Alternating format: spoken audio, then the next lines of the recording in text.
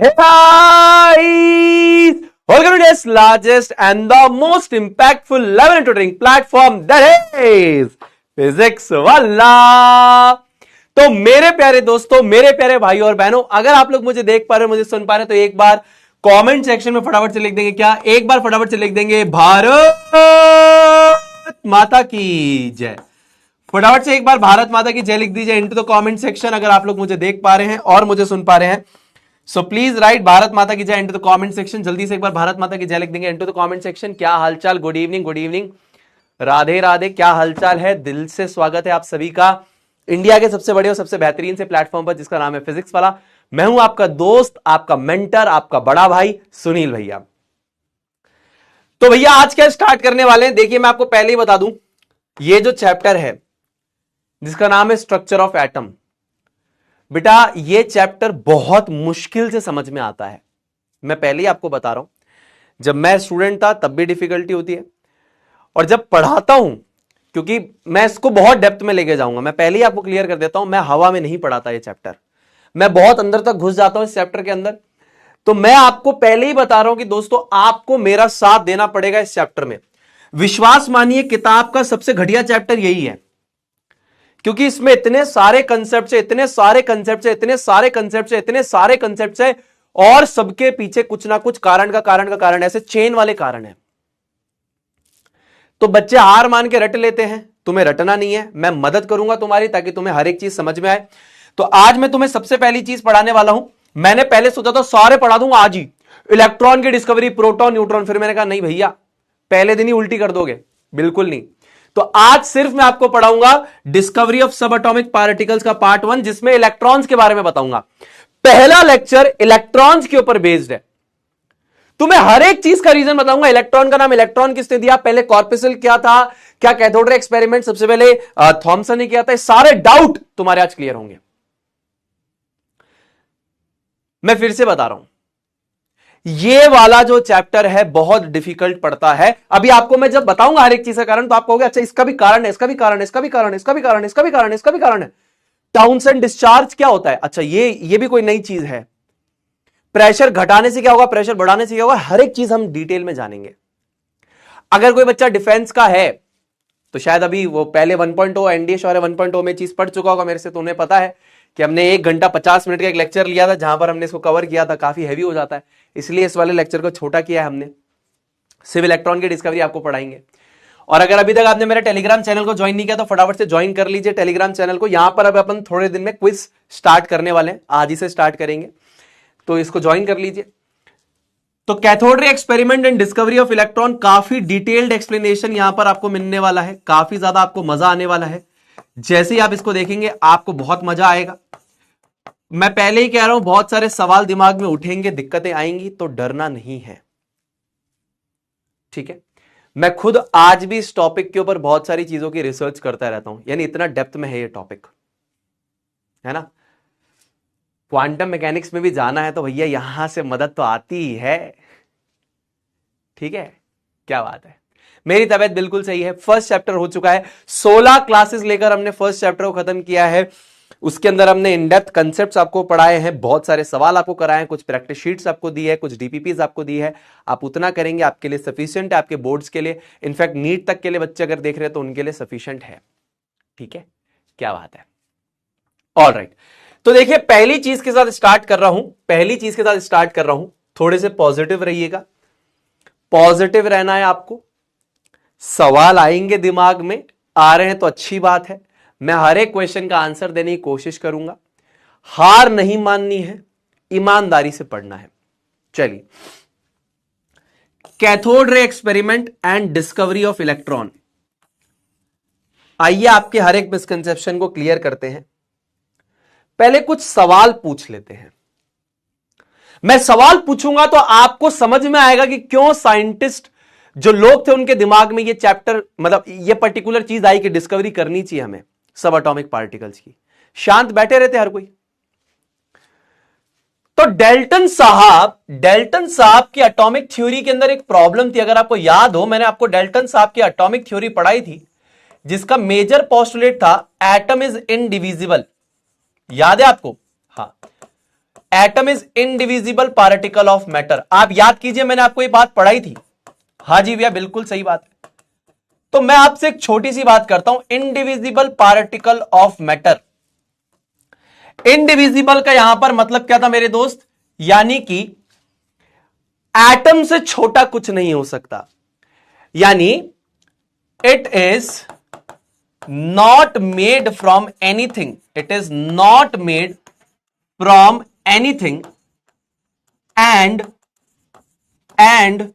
It is smallest particle of matter. जी भैया, आपने ये बात हमें बताई थी, स्मॉलेस्ट पार्टिकल ऑफ मैटर, यानी कि सबसे ज्यादा छोटा एटम है। एटम फर्दर किसी भी चीज से मिलकर नहीं बना, सबसे छोटा संसार में एटम है और बाकी सारी चीजें एटम से बनी है, एटम किसी से नहीं बना। So it is not made from anything and it is the smallest particle of matter. ये हमारे पास ये पोस्टुलेट कहता है। जी भाई, ये बात आपकी बिल्कुल सही है। तो अगर ये कहता है तो हम अपना दिमाग चलाते हैं और हम सोचते हैं चीजों के बारे में। अगर डेल्टन साहब आप सही थे, ये अगर सही था, ये वाली चीज अगर सही थी, मान लेता हूं मैं आपकी ये बात सही थी, थॉम ने इसको गलत प्रूव किया था, देन व्हाई? फिर इनके पीछे कारण क्या है, आप ये बताइए। अगर आप कहते हैं कि एटम सबसे छोटा पार्टिकल है मैटर का, एटम से छोटा कुछ नहीं, एटम किसी से नहीं बना, मैं मान लेता हूं आपकी बात, मुझे कोई दिक्कत नहीं है। आप मेरे दो सवालों का जवाब दीजिए, मैं आपकी बात मान लूंगा। पहला सवाल जो मैं आपसे पूछता हूं वो ये है, अगर ऐसा है तो why do atoms of same elements differ from each other in masses? Same element के एटम्स का मास अलग क्यों है? आइसोटोप्स क्यों आ रहे हैं? समस्थानिक क्यों आ रहे हैं? भाई एटम किसी चीज से मिलकर नहीं बना, तो एक एलिमेंट के सारे एटम्स आइडेंटिकल होंगे, तो सबका मास बराबर होना चाहिए ना। अब क्योंकि सेम एलिमेंट, सेम तत्व के परमाणुओं का भार अलग है, तो ये मेरे दिमाग में क्यूरियोसिटी जनरेट करता है कि यार इनके एटम्स भी अंदर किसी और चीज से बने हैं, जिसकी वजह से कोई चीज भारी या हल्की है। मेरी बात समझ पा रहे हैं आप? अगर आपकी बात यह है कि एटम से छोटा कुछ नहीं है, तो फिर आप ये बताइए, अगर ऐसा नहीं है, मैं मान लेता हूं ऐसा नहीं है, तो फिर मेरे दोस्त एटम्स ऑफ सेम एलिमेंट का मास अलग क्यों है? क्यों अंदर किसी और चीज से बने होंगे तभी अलग है? अच्छा, दूसरा सवाल जो मेरे दिमाग में आता है, atoms of different element have same masses, isobars. Different element के एटम्स का मास सेम कैसे है? कुछ तो दिक्कत है ना सब एटॉमिक लेवल पे। चलो ये भी नहीं मानते तुम, तो दूसरी चीज मानो। ये बताओ, एटम्स कंबाइन करके मॉलिक्यूल्स कैसे बनाते हैं? अरे कुछ लेते देते होंगे तभी तो बनते होंगे। एक बात बताओ, आदान प्रदान करते होंगे ना, आदान प्रदान करते होंगे ना, मानते हो कि नहीं? किसी चीज का आदान प्रदान तो करते होंगे ना, लेना देना चलता होगा ना, लेना देना करते होंगे, लेना देना करते होंगे, लेना देना करते होंगे तभी तो जुड़े। हां कि ना, मुझे बताओ। अरे परमाणु, जिनके आपके अणु कैसे बना रहे हैं, परमाणु से अणु कैसे बन रहा है, एटम से मॉलिक्यूल कैसे बन रहा है, कैसे जुड़े वो? अरे कुछ दिया कि लिया कि शेयर किया तभी तो जुड़े। हां कि ना, हां कि ना? यह बात समझ में आ रही है क्या सभी को? यह बात समझ में आ रही है क्या सभी को? तो डाल्टन साहब की एटॉमिक थ्योरी इन दोनों चीजों का आंसर नहीं दे पा रही है। कहीं ना कहीं जब हम इन सवालों को पढ़ते हैं दोस्तों, तो हमारे दिमाग में आता है, नहीं, एटम इंडिविजिबल है या नहीं? जल्दी से बताओ, is atom indivisible? A, B, yes, no? जल्दी बताओ, जल्दी बताओ, जल्दी बताओ, जल्दी बताओ, जल्दी बताओ, जल्दी बताओ, जल्दी बताओ। अरे न्यूक्लियस कहां पे आया, क्यों आया, ये सब मैं आपको बताऊंगा। आप विश्वास मानो, आपको सबसे बेस्ट एक्सप्लेनेशन ना मिले तो मुझे बता देना। 15-15 मिनट में टॉपिक उड़ाया जाता है ये वाला। 15 मिनट नहीं भैया, पूरा 1.5 घंटा लगाएंगे एक टॉपिक समझाने के लिए, तो कुछ ना कुछ क्वालिटी कंटेंट आप लेकर जाओगे। आप विश्वास तो करो। अगर मैं इतना समय दे रहा हूं तो बेवकूफ नहीं हूं। मुझे पता है कि इस टॉपिक में इतने सवाल हैं कि बच्चे के दिमाग में आते हैं, बच्चा रट के बोलता है भाड़ में जाए टॉपिक, भाड़ में जाए सब्जेक्ट। मैं तो याद कर रहा हूं, मैं ऐसा नहीं होने दूंगा। चलिए जल्दी से इस टॉपिक का आंसर कीजिए, सवाल का आंसर कीजिए, जल्दी जल्दी जल्दी। बहुत बढ़िया, ये हमारे भाई हमारे लिए चाय देकर गए हैं, ठीक है, बहुत बढ़िया।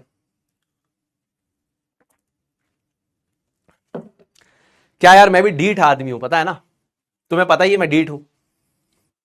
मैं टॉपिक अगर डेप्थ में पढ़ाता नहीं तो मुझे मजा ही नहीं आता, मेरे को रात को नींद ही नहीं आएगी। मैं तुम्हारी क्लास लेने के बाद इधर उधर भटकता रहूंगा कि यार आज मैंने बच्चों को डेप्थ में नहीं पढ़ाया। तो मैं ऐसी जिंदगी नहीं चाहता, बहुत डेप्थ में पढ़ाऊंगा, मजा आएगा। इज एटम इंडिविजिबल, यस और नो? इंडिविजिबल है? No. Yes, very good. Captain Abdul, Sunanchal, Bijit, Anurag, hi, Neel Prakash, Kirti, Krishna, Noor and Namrata, very good बेटा, बहुत बढ़िया। अब ध्यान से समझिए, क्या एटम इंडिविजिबल है? नहीं, हमारा एटम डिविजिबल है, यानी कि made from sub atomic particles. अब आइए इस पर्टिकुलर जर्नी पर चलते हैं। It is made from sub atomic particles. अब इस जर्नी को हम लोग पढ़ने वाले हैं, कैसे साइंटिस्ट लोगों ने इन चीजों को डिस्कवर किया, इलेक्ट्रॉन, प्रोटॉन, न्यूट्रॉन। आइए इस जर्नी पे चलते हैं। ये काफी अच्छी जर्नी है, जहां पर यह सवाल हमारे दिमाग में एक क्यूरियोसिटी जनरेट करते हैं कि अगर एटम इंडिविजिबल होता, यानी वो किसी भी पार्टिकल से नहीं बना, तो फिर एटम जुड़ के मॉलिक्यूल कैसे बना रहे हैं। एक एटम दूसरे एटम से तब जुड़ेगा जब किसी चीज का आदान प्रदान होगा, यानी एटम किसी और चीज से बने हैं। एटम्स ऑफ सेम एलिमेंट का मास अलग क्यों है? क्योंकि उनके एटम्स के अंदर कुछ ऐसी चीजें हैं जिसकी वजह से उनके मास में डिफरेंस आ रहा है। यह आपको समझना पड़ेगा, समझ गए? So atom is divisible, made from sub atomic particles. इसी की जर्नी पे हम चलेंगे। We will discuss this journey, we will discuss about this journey. हम इसी जर्नी को डिस्कस करेंगे। आप समझ रहे हैं बेटा? सिर्फ टॉपिक कंप्लीट करने के लिए नहीं, हम साइंस में इंटरेस्ट डेवलप करने के लिए पढ़ेंगे, ठीक है जी भैया? चालू कीजिए। बहुत बढ़िया, बहुत बढ़िया। तो आपको क्या लगता है, सबसे पहले जो कैथोड रे एक्सपेरिमेंट किया वो किस इंसान ने किया? भैया सबसे पहले किताब कहती जे थॉमसन ने किया। अरे नहीं यार, वो तो बहुत बाद के आदमी हैं। सबसे पहले दिमाग में इस चीज की उपज आई 1838 में। सबसे पहले इस चीज को अटेम्प्ट किया माइकल फराडे ने। किसने अटेम्प्ट किया? Michael Faraday. Michael Faraday. उसके बाद 1857 में गिजलर ने किया। गिजलर ने किया ये एक्सपेरिमेंट। काफी लोग आए हैं बेटा इस एक्सपेरिमेंट को परफॉर्म करने के लिए, लेकिन वो गलत इसीलिए हुए क्योंकि उनके पास अच्छा वैक्यूम पंप नहीं था। अब तुम कहोगे यार एक वैक्यूम पंप कैसे डिफरेंस क्रिएट करेगा? अभी बताऊंगा मैं। तो सोचो, सबसे पहले 1838 में थॉट प्रोसीजर आया माइकल फराडे के भेजे में कि मैं बताऊंगा कि यहां पर कैसे एटम में सब एटॉमिक पार्टिकल है, लेकिन वो साबित नहीं कर पाए, है ना? Story of discovery of electrons या story of discovery of electron. तो इलेक्ट्रॉन का नाम इलेक्ट्रॉन भी कहां से है वो सब हम जानेंगे। कहानी की तरह सुनिए बेटा, कहानी की तरह सुनिए। तो सबसे पहला अटेम्प्ट मारते हैं माइकल फराडे, दूसरा मारते हैं गिजलर। इन दोनों ही केसेस में कैथोड रेज प्रोड्यूस नहीं हुई थी। Cathode rays weren't produced. Cathode rays were not produced. क्यों नहीं प्रोड्यूस हुई थी? अब वैक्यूम पंप का क्या काम है वो मैं बताऊंगा। Because of lack of an advanced vacuum pump. अब आप सोचो, एक वैक्यूम पंप इलेक्ट्रॉन की डिस्कवरी में कैसा कंट्रीब्यूशन देगा, यही आपके लिए क्यूरियोसिटी होनी चाहिए। तो ऐसा नहीं है कि 1897 में थॉमसन ने सबसे पहले किया दोस्तों। 1838 में हमारे माइकल फराडे साहब, 1857 में गिजलर साहब, इन सबने ट्राई करने की कोशिश करी। ये बेचारे कैथोड रे प्रोड्यूस ही नहीं कर पाए। कैथोड रे को कैथोड रे नाम किसने दिया ये भी अभी हम जानेंगे, आप समझो। उसके बाद 1857 के बाद आता है हमारे पास 1875 और 1876। अब 1875 में एक बहुत बढ़िया वैक्यूम पंप आ गया और सबसे पहली कैथोड रेस का यहां पर जनरेशन हुआ, जिसे जनरेट किया विलियम क्रूक ने। अब आप बोलोगे कैथोड रेस क्या है, ये मैं भी बताऊंगा, कहानी सुनो। तो पहली कैथोड रेस जनरेट करी विलियम क्रूक साहब ने in his own vacuum tube from which the air could almost be completely removed. These tubes were called the Crookes tube। ठीक है ना। तो यहां पे विलियम क्रूक साहब ने 1875 में सबसे पहली कैथोड रेस को जनरेट किया अपनी खुद की वैक्यूम ट्यूब में, from which the air could almost be completely removed. These tubes were called the Crookes tube। Michael Faraday इसीलिए नहीं कर पाए क्योंकि उनके पास अच्छा वैक्यूम पंप नहीं था जिसकी वजह से वो हवा खींच सके। उसी प्रकार से गिजलर भी नहीं कर पाए। लेकिन 1875 में क्रूक साहब ने सबसे पहली बार ये किया। कहानी सुनो। 1876 में कैथोड रेज नाम दिया, किसने नाम दिया? आइगन गोल्डस्टेन ने नाम दिया। तुम कहोगे अरे गोल्डस्टेन ने तो भैया एनोड रे एक्सपेरिमेंट किया था। अरे हां मुझे पता है, लेकिन इसका नाम कैथोड रे रखने वाला ई गोल्डस्टेन है। कहानी सुनो। तो 1838 से जंग स्टार्ट होती है, 1857 में हम आ गए, 1875 में हम आ गए, 1876 में हम आ गए, लेकिन कोई भी इलेक्ट्रॉन नहीं ढूंढ पाया। इलेक्ट्रॉन मिला ही नहीं, या किसी ने कंक्लूड ही नहीं किया कि ये इलेक्ट्रॉन नाम की कोई चीज है। सब अलग अलग बातें कर रहे थे। कोई कुछ बोल रहा है, कोई कुछ बोल रहा है। कोई कह रहा है ये तो वेव है। तो पहली बार इसे सही बोलने वाला आदमी था थॉमसन, इसीलिए क्रेडिट थॉमसन को जाता है। समझ रहे हो? तो कहानी सुनो। कहानी समझ में आई? हां। अब थोड़ा सेटअप को समझते कि इन सब ने किया क्या, इन्होंने क्या दिमाग लगाया। सुनील भैया आप समझाइए थोड़ा। आइए अब हम समझाते हैं आपको। पूरा फोकस आपका यहां पर बोर्ड पे होना चाहिए। मैं पहले आपको पूरी बेसिक सेटअप समझाऊंगा, फिर आपसे पूछूंगा। मैं चैट ऑफ कर रहा हूं, पूरा आपको बेसिक समझाऊंगा, फिर आपसे पूछूंगा आपको समझ में आया या नहीं। सो डिस्कवरी ऑफ इलेक्ट्रॉन मेरे राजा बेटा, जिसे हम बोलते हैं कैथोड रे एक्सपेरिमेंट। तो कुछ इस प्रकार का सेटअप लोगों ने लगाया था। हम समझते हैं सेटअप में क्या क्या है। सबसे पहले ये पार्ले जी का जी, ये जी से जीनियस नहीं है बेटा, ये जी क्या है, इसको हम यहां पर लिखे हैं, जी stands for gas discharge tube. ये हमारी एनालॉजी, इसको समझने के लिए मैं इतना लंबा लिखता इसलिए मैंने यहां जी लिख दिया। जी का मतलब है गैस डिस्चार्ज ट्यूब। क्या है ये? तो ये एक बंद कांच की ट्यूब होती है, ऐसी बंद कांच की ट्यूब है, एक बंद कांच की ट्यूब है, ठीक है। और इस कांच की ट्यूब के अंदर हम एक गैस को लेंगे। एक बंद कांच की ट्यूब है, इसमें हम गैस लेंगे और इस गैस को हम आयोनाइज करेंगे। आयोनाइज का मतलब होता है कि जो गैस के न्यूट्रल पार्टिकल है इसमें से इलेक्ट्रॉन को बाहर निकालना।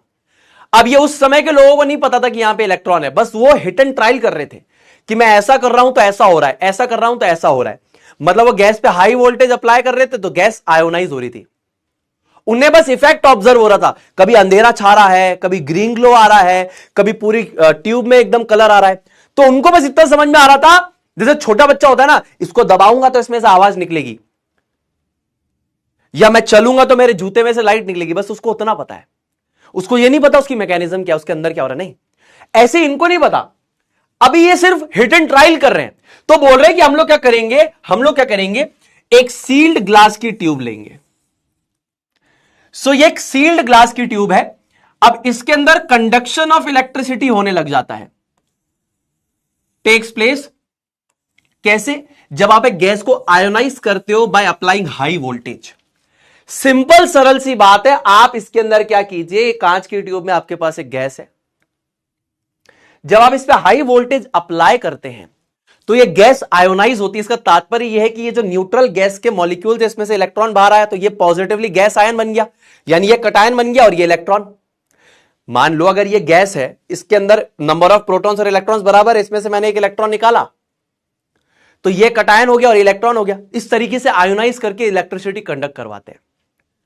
ठीक है, उसके बाद ये एस आपके पास क्या है, एस से सुनील भैया नहीं है, एस से बेसिकली आपके पास क्या है, एस से बेसिकली आपके पास है वैक्यूम पंप। इसका काम क्या है, to evacuate the gas out of the gas discharge tube. जितनी पॉसिबल हो सके उतनी गैस को बाहर निकालो। पूरी गैस को बाहर तो नहीं निकाल सकता, impossible to attain the complete vacuum. इतने समझदार आप भी हो, मैं भी हूं। Impossible to attain complete vacuum. Vacuum का मतलब समझते हो ना, वैक्यूम का मतलब कि यहां पर कोई गैस का पार्टिकल नहीं है, ये इंपॉसिबल है हमारे लिए कंप्लीट वैक्यूम अटेन करना धरती पे। तो सुनील भैया सबसे पहली चीज है, ये हमारे पास एक कांच की सील्ड ग्लास की ट्यूब है। इसके अंदर हम लोग गैस को लेंगे और गैस को इस तरीके से आयोनाइज करेंगे कि वो बिजली कंडक्ट करेगी। अब ये कैसे होगा ये भी हम डिस्कस करेंगे। साथ ही साथ आपके पास एक वैक्यूम पंप है जिसका काम है इसके अंदर से मैक्सिमम पॉसिबल गैस को बाहर निकालना। कंप्लीट वैक्यूम यानी कि यहां पर जीरो गैस का पार्टिकल क्रिएट करना इम्पॉसिबल है, तो यह मैक्सिमम गैस के पार्टिकल्स को बाहर निकाल लेगा। उसके बाद आपको नजर आएगा ए और आपको नजर आएगा ये बी। जो ए आपके पास है वो बेसिकली नेगेटिव टर्मिनल से कनेक्टेड है और जो बी आपके पास है वो पॉजिटिव टर्मिनल से कनेक्टेड है। ए जो है that is connected to the negative terminal, B जो है that is connected to the positive terminal. A is connected to the negative terminal, B is connected to the positive terminal. A is connected to the negative terminal, B is connected to the positive terminal.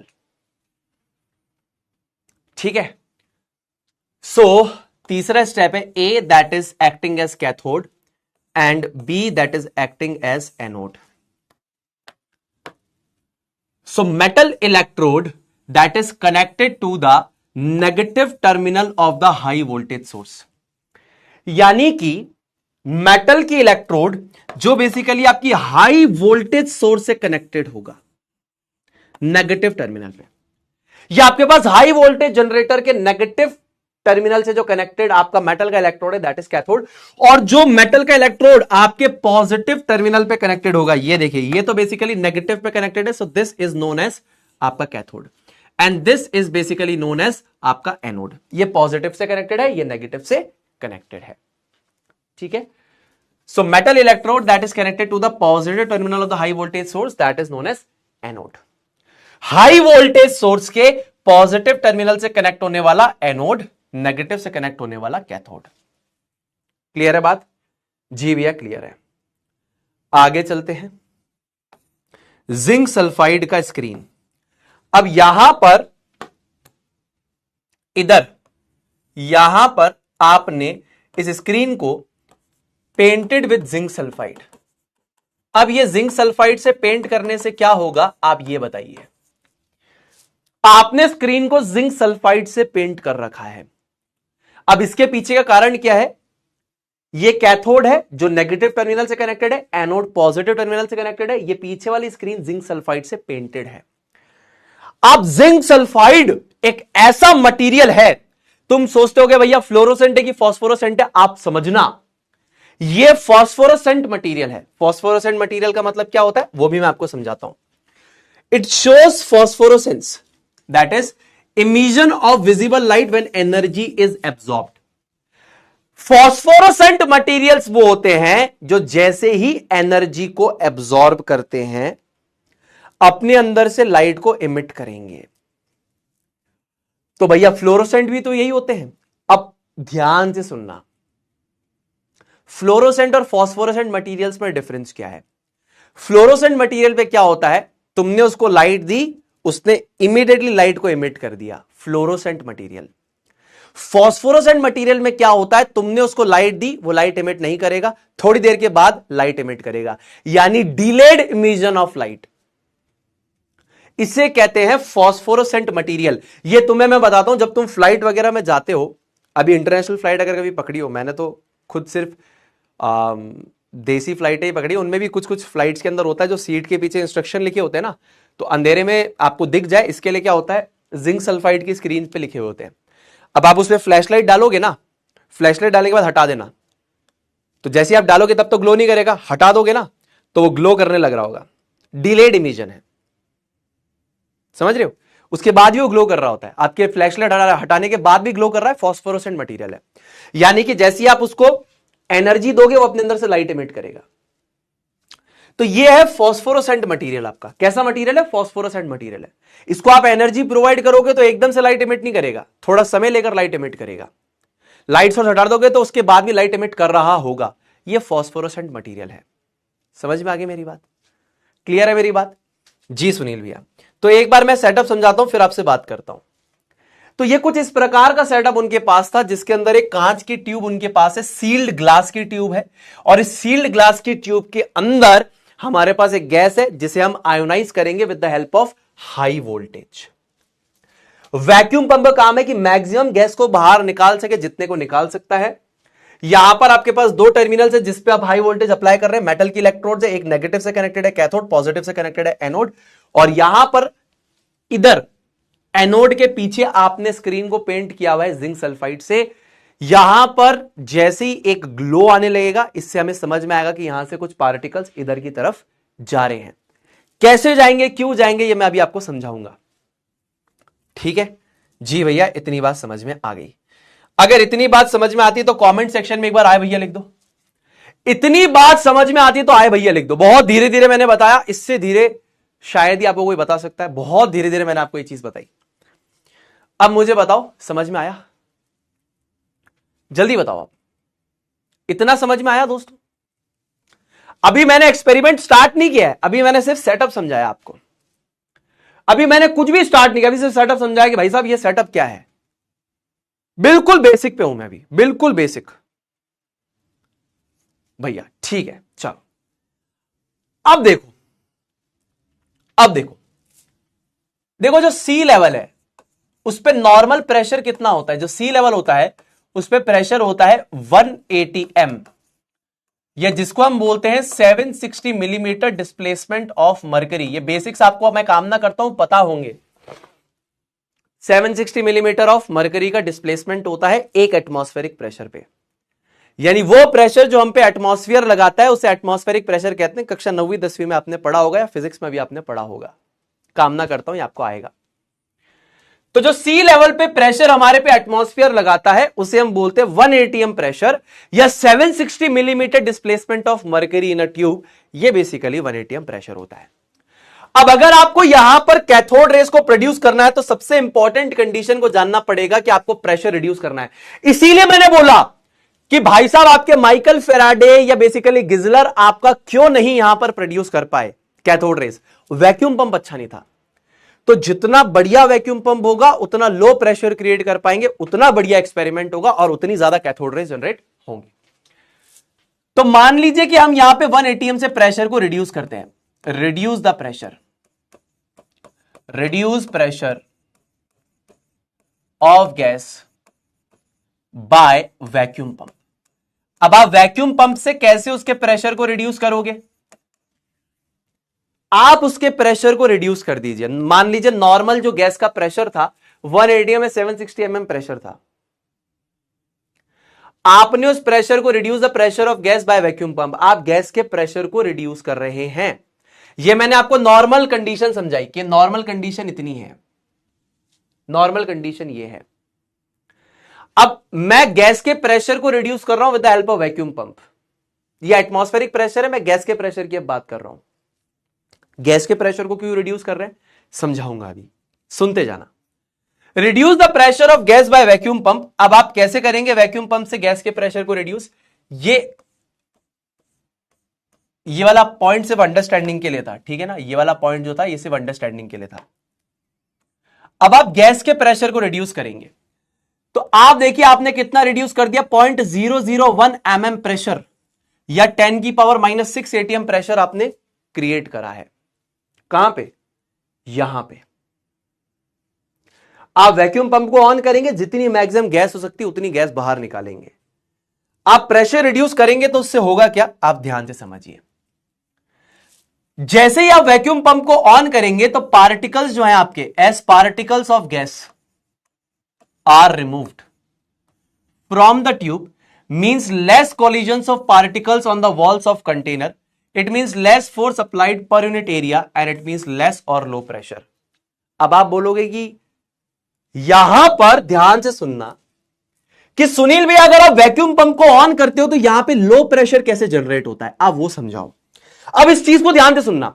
मान लो इसके अंदर 100 बालक थे class के अंदर और चिल्ला रहे थे छुट्टी दे दो, छुट्टी दे दो। इस क्लास के अंदर, ये गैस डिस्चार्ज ट्यूब के अंदर 100 पार्टिकल्स जोर जोर से चिल्ला रहे थे छुट्टी दे दो, छुट्टी दे दो। सब एक साथ जोर जोर से चिल्ला रहे थे। मैं क्लास के बाहर खड़ा था, मुझे काफी ज्यादा शोर सुनाई दे रहा था। मैंने क्या किया, 100 में से 80 बच्चों को बाहर फेंक दिया क्लास के। 20 बच्चे बोल रहे हैं छुट्टी दे दो, छुट्टी दे दो। आवाज घट गई। हाँ, इसको ऐसे इमेजिन करो कि वो 100 बच्चे जो थे वो 100 गैस के पार्टिकल्स थे और वो चिल्लाने की जगह क्या कर रहे थे, कंटिन्यूसली गैस के पार्टिकल्स मूव कर रहे होते हैं। तो गैस के पार्टिकल्स कंटिन्यूसली मूव कर रहे थे तो वो वॉल्स ऑफ द कंटेनर पे भिड़ेंगे, मतलब इससे भिड़ेंगे। इसकी दीवार से आके भिड़ेंगे, नहीं भिड़ेंगे? बिल्कुल भिड़ेंगे। इसकी दीवार से भिड़ेंगे तो इस पे फोर्स अप्लाई कर रहे होंगे। This force per unit area is pressure. अरे मान लो 100 गैस के पार्टिकल्स यहां पर थे तो 100 के 100 पार्टिकल ऐसे ऐसे कोलाइड करेंगे, नहीं करेंगे? आपस में भिड़ेंगे, दीवार पे जाके भिड़ेंगे, भिड़ेंगे? हाँ भिड़ेंगे। तो इसी को क्या बोलते हैं हम, this collision per unit area, force per unit area is pressure. अगर तुमने 100 में से 50 पार्टिकल को बाहर निकाल दिया, मतलब तुमने प्रेशर रिड्यूस कर दिया, नहीं कर दिया? अरे प्रेशर रिड्यूस कर दिया कि नहीं कर दिया, मुझे बताओ, दिल से बताओ। अरे 100 पार्टिकल यहां पर चिल्ला रहे थे, हैं? बाबूजी मुझे माफ करना, गलती मारे से हो गई।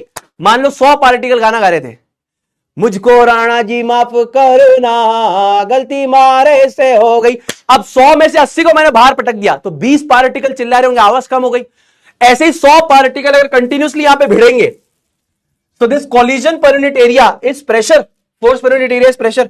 अब 100 में से अगर मैंने 80 को बाहर निकाल दिया, 20 बचे, प्रेशर रिड्यूस हुआ। इसको बोलते प्रेशर रिड्यूस करना। तो जैसे ही हम लोग यहां पर वैक्यूम पंप को ऑन करेंगे, most of the gas particles बाहर निकल गए, यानी हमने प्रेशर ऑफ गैस को रिड्यूस कर दिया। As particles of gas are remove from the tube, उस कांच की ट्यूब में से जैसे हमने गैस के पार्टिकल्स को बाहर निकाला तो इससे क्या होगा लाला, क्या होगा? Less collision of particles on the walls of container. इसका मतलब less force applied per unit area, and force per unit area is pressure. Come force per unit area लगेगा तो कम हो गया प्रेशर। समझ में आया? समझ में आया?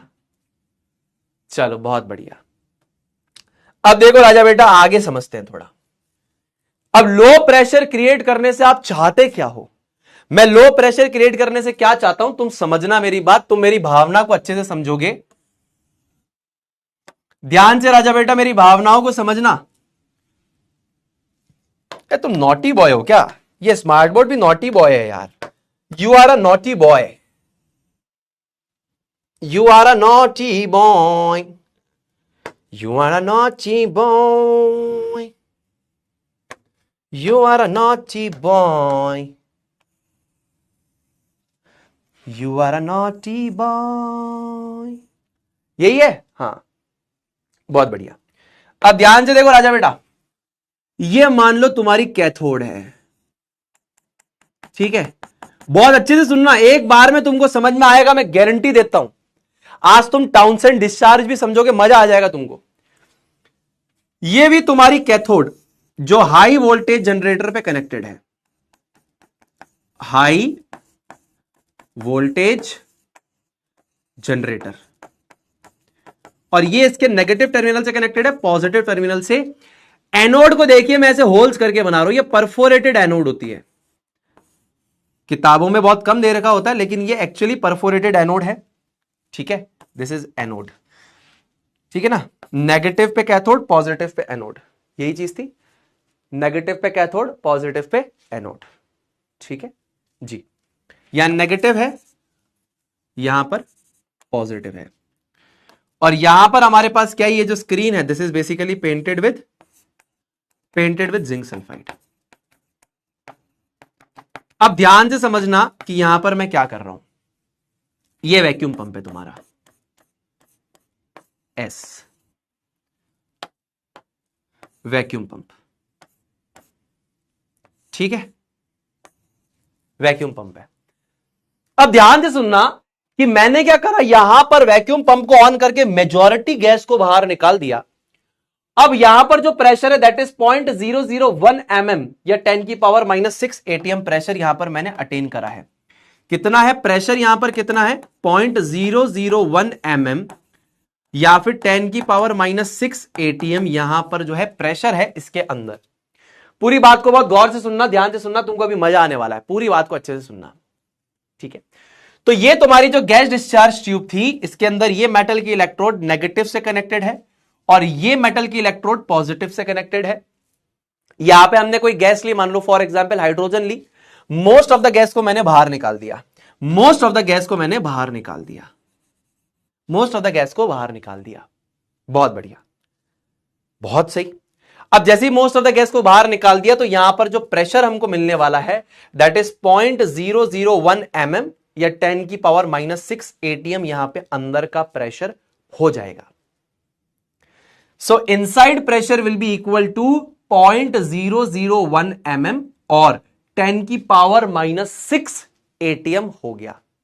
क्लियर है जी। अब देखिए हमको क्या करना है। अच्छा, ये मतलब समझ में आया, परफोरेटेड का मतलब समझ में आया। परफोरेटेड का मतलब है कि मान लो कि अगर तुम्हारे पास ये एनोड इतनी बड़ी होती है, मतलब ऐसे बड़ी है ना, इसका फेस जो है ऐसा सर्कुलर होगा, ऐसे सिलेंड्रिकल लंबी सी होती है ये एनोड, ये है ना, तो उसके अंदर क्या है ना, परफोरेटेड का मतलब है कि ऐसे होल्स है, यहां से लेके यहां तक ऐसे टनल बनी हुई होगी खाली, मतलब कोई चीज यहां से जाए तो सीधी पार कर जाए, ऐसे होल्स बने हुए हैं। इसको बोलते हैं परफोरेटेड एनोड। क्या बोलते हैं? Perforated anode. Perforated anode. भैया बुक में भी ऐसा दे रखा है क्या? हां, कुछ पार्ट्स पे बुक में भी दे रखा है परफोरेटेड एनोड, यानी यहां पे होल्स है, कोई भी चीज यहां से पीछे की तरफ जा सकती है। ठीक जी। अब देखो, जैसे ही तुमने लो प्रेशर अटेन किया तो यहां पर क्या होगा, ध्यान से समझना। सेटअप हमें समझ में आ गया है। मेटल की इलेक्ट्रोड नेगेटिव से कनेक्टेड है, कैथोड है, ये बेसिकली परफोरेटेड एनोड है। यहां पे जिंक सल्फाइड से पेंट किया हुआ है, वैक्यूम पंप को ऑन किया, प्रेशर अटेन हुआ, इतना प्रेशर अटेन हो गया, हाई वोल्टेज यहां पर अप्लाइड है। अब क्या करना है, तो सबसे पहले यहां पर इनिशियल आयोनाइजेशन होता है गैस का। आपको क्या लगता है गैस अपने आप आयोनाइज हो जाएगी? बिल्कुल भी नहीं। इनिशियल आयोनाइजेशन ऑफ गैस यानी कि positively charged gas ion and electron. आप बोलोगे इलेक्ट्रॉन, अरे उनको नहीं पता था, हमें तो पता है ना, इलेक्ट्रॉन में कन्वर्ट होगा। अगर यहां पर आपके पास न्यूट्रल गैस का मॉलिक्यूल है, आप उसकी इनिशियल आयोनाइजेशन कराना चाहते हैं, तो यहां पर जैसे ही आप उसको यूवी रेज देंगे तो उससे इलेक्ट्रॉन बाहर निकल जाएगा। तो इलेक्ट्रॉन अलग हो गया, पॉजिटिवली चार्ज्ड गैस आयन अलग हो गया। ये दो चीजें सेपरेटली यहां पर बन जाती है। एंड इनिशियल आयोनाइजेशन आप कैसे करते हैं गैस का? This initial ionization of gas, this is done by UV rays. तो ये जो गैस का इनिशियल आयोनाइजेशन होता है यूवी रेज से होता है। यहां पर आपके पास एक गैस है, उस गैस का इनिशियल आयोनाइजेशन यानी कि उस गैस में से इलेक्ट्रॉन को बाहर निकाला तो पॉजिटिवली चार्ज गैस आयन और इलेक्ट्रॉन यहां पर बचेगा। तो ये हमें यूवी रेज के थ्रू होता है, हम यूवी रेज यहां पर डालते हैं। अब मान लो कि यहां पर मान लो कि पॉजिटिवली चार्ज गैस आयन को मैं ऐसे दिखा रहा हूं और इलेक्ट्रॉन को मैं ऐसे रिप्रेजेंट कर रहा हूं, तो एक न्यूट्रल गैस के मॉलिक्यूल्स होंगे यहां पे, होंगे। भाई पूरा कंप्लीट वैक्यूम तो अटेन नहीं हुआ है, most of the gas particles को आपने रिमूव किया है। जैसे 100 में से 80 बच्चों को बाहर निकाला, 20 बच्चे अभी भी अंदर है, वो 20 बच्चे यहां है, 20 पार्टिकल यहां है। ठीक है, जैसे इनिशियल आयोनाइजेशन प्रोवाइड करा तो पॉजिटिवली चार्ज गैस आयन और इलेक्ट्रॉन में कन्वर्ट हो गया। ये मैं मानता हूं पॉजिटिवली चार्ज गैस का आयन है। और ये क्या है, इलेक्ट्रॉन है। अब देखो क्या होगा राजा बेटा, बहुत ध्यान से सुनना, ये बहुत डीप साइंस है, पढ़ाई नहीं जाती इसका मतलब ये नहीं कि डीप नहीं है। अब सुनो, तुम हो पॉजिटिव, मैं हूं नेगेटिव, तो ये इसको क्या बोलेगी, ये बोलेगी बुलाती है मगर जाने का नहीं, वो कहेगी आजा आजा, ए राजा, राजा आजा, आजा राजा। क्यों क्यों, पॉजिटिव या नेगेटिव? तो सिंपल सी बात है, लाइक चार्जेस, जो सिमिलर चार्जेस होते हैं रिपेल, अनलाइक चार्जेस अट्रैक्ट। मानते हो कि नहीं मानते हो, मानते हो कि नहीं मानते हो, मेरी बात दिल से बताओ, मानते हो कि नहीं मानते हो? अरे ये पॉजिटिवली चार्ज नेगेटिवली चार्ज, ये बोलेगी आजा आजा, अरे मैं हूं पार तेरा। अब ये क्या करेगी, ये बोलेगी वाह इसने बुलाया, तुमने बुलाया और हम चले आए, ड्रूम ड्रूम ड्रूम ड्रूम ड्रूम,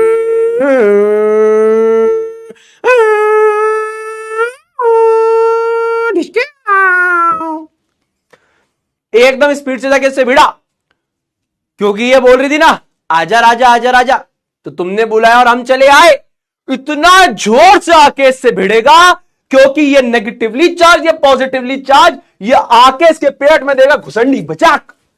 अब जैसे पेट में घुसंडी पड़ेगी यूं, ये उल्टी करेगा। मेटल की इलेक्ट्रोड क्या करेगी, उल्टी कर देगा, उल्टी क्या करेगा, उल्टी करेगा। क्यों उल्टी करेगा? अरे मेटल्स के पास काफी सारे फ्री इलेक्ट्रॉन्स होते हैं, तो अगर एक टेक्निकल टर्म है वर्क फंक्शन, उतनी एनर्जी ये इसको दे देगा तो ये इलेक्ट्रॉन बाहर निकाल देगा।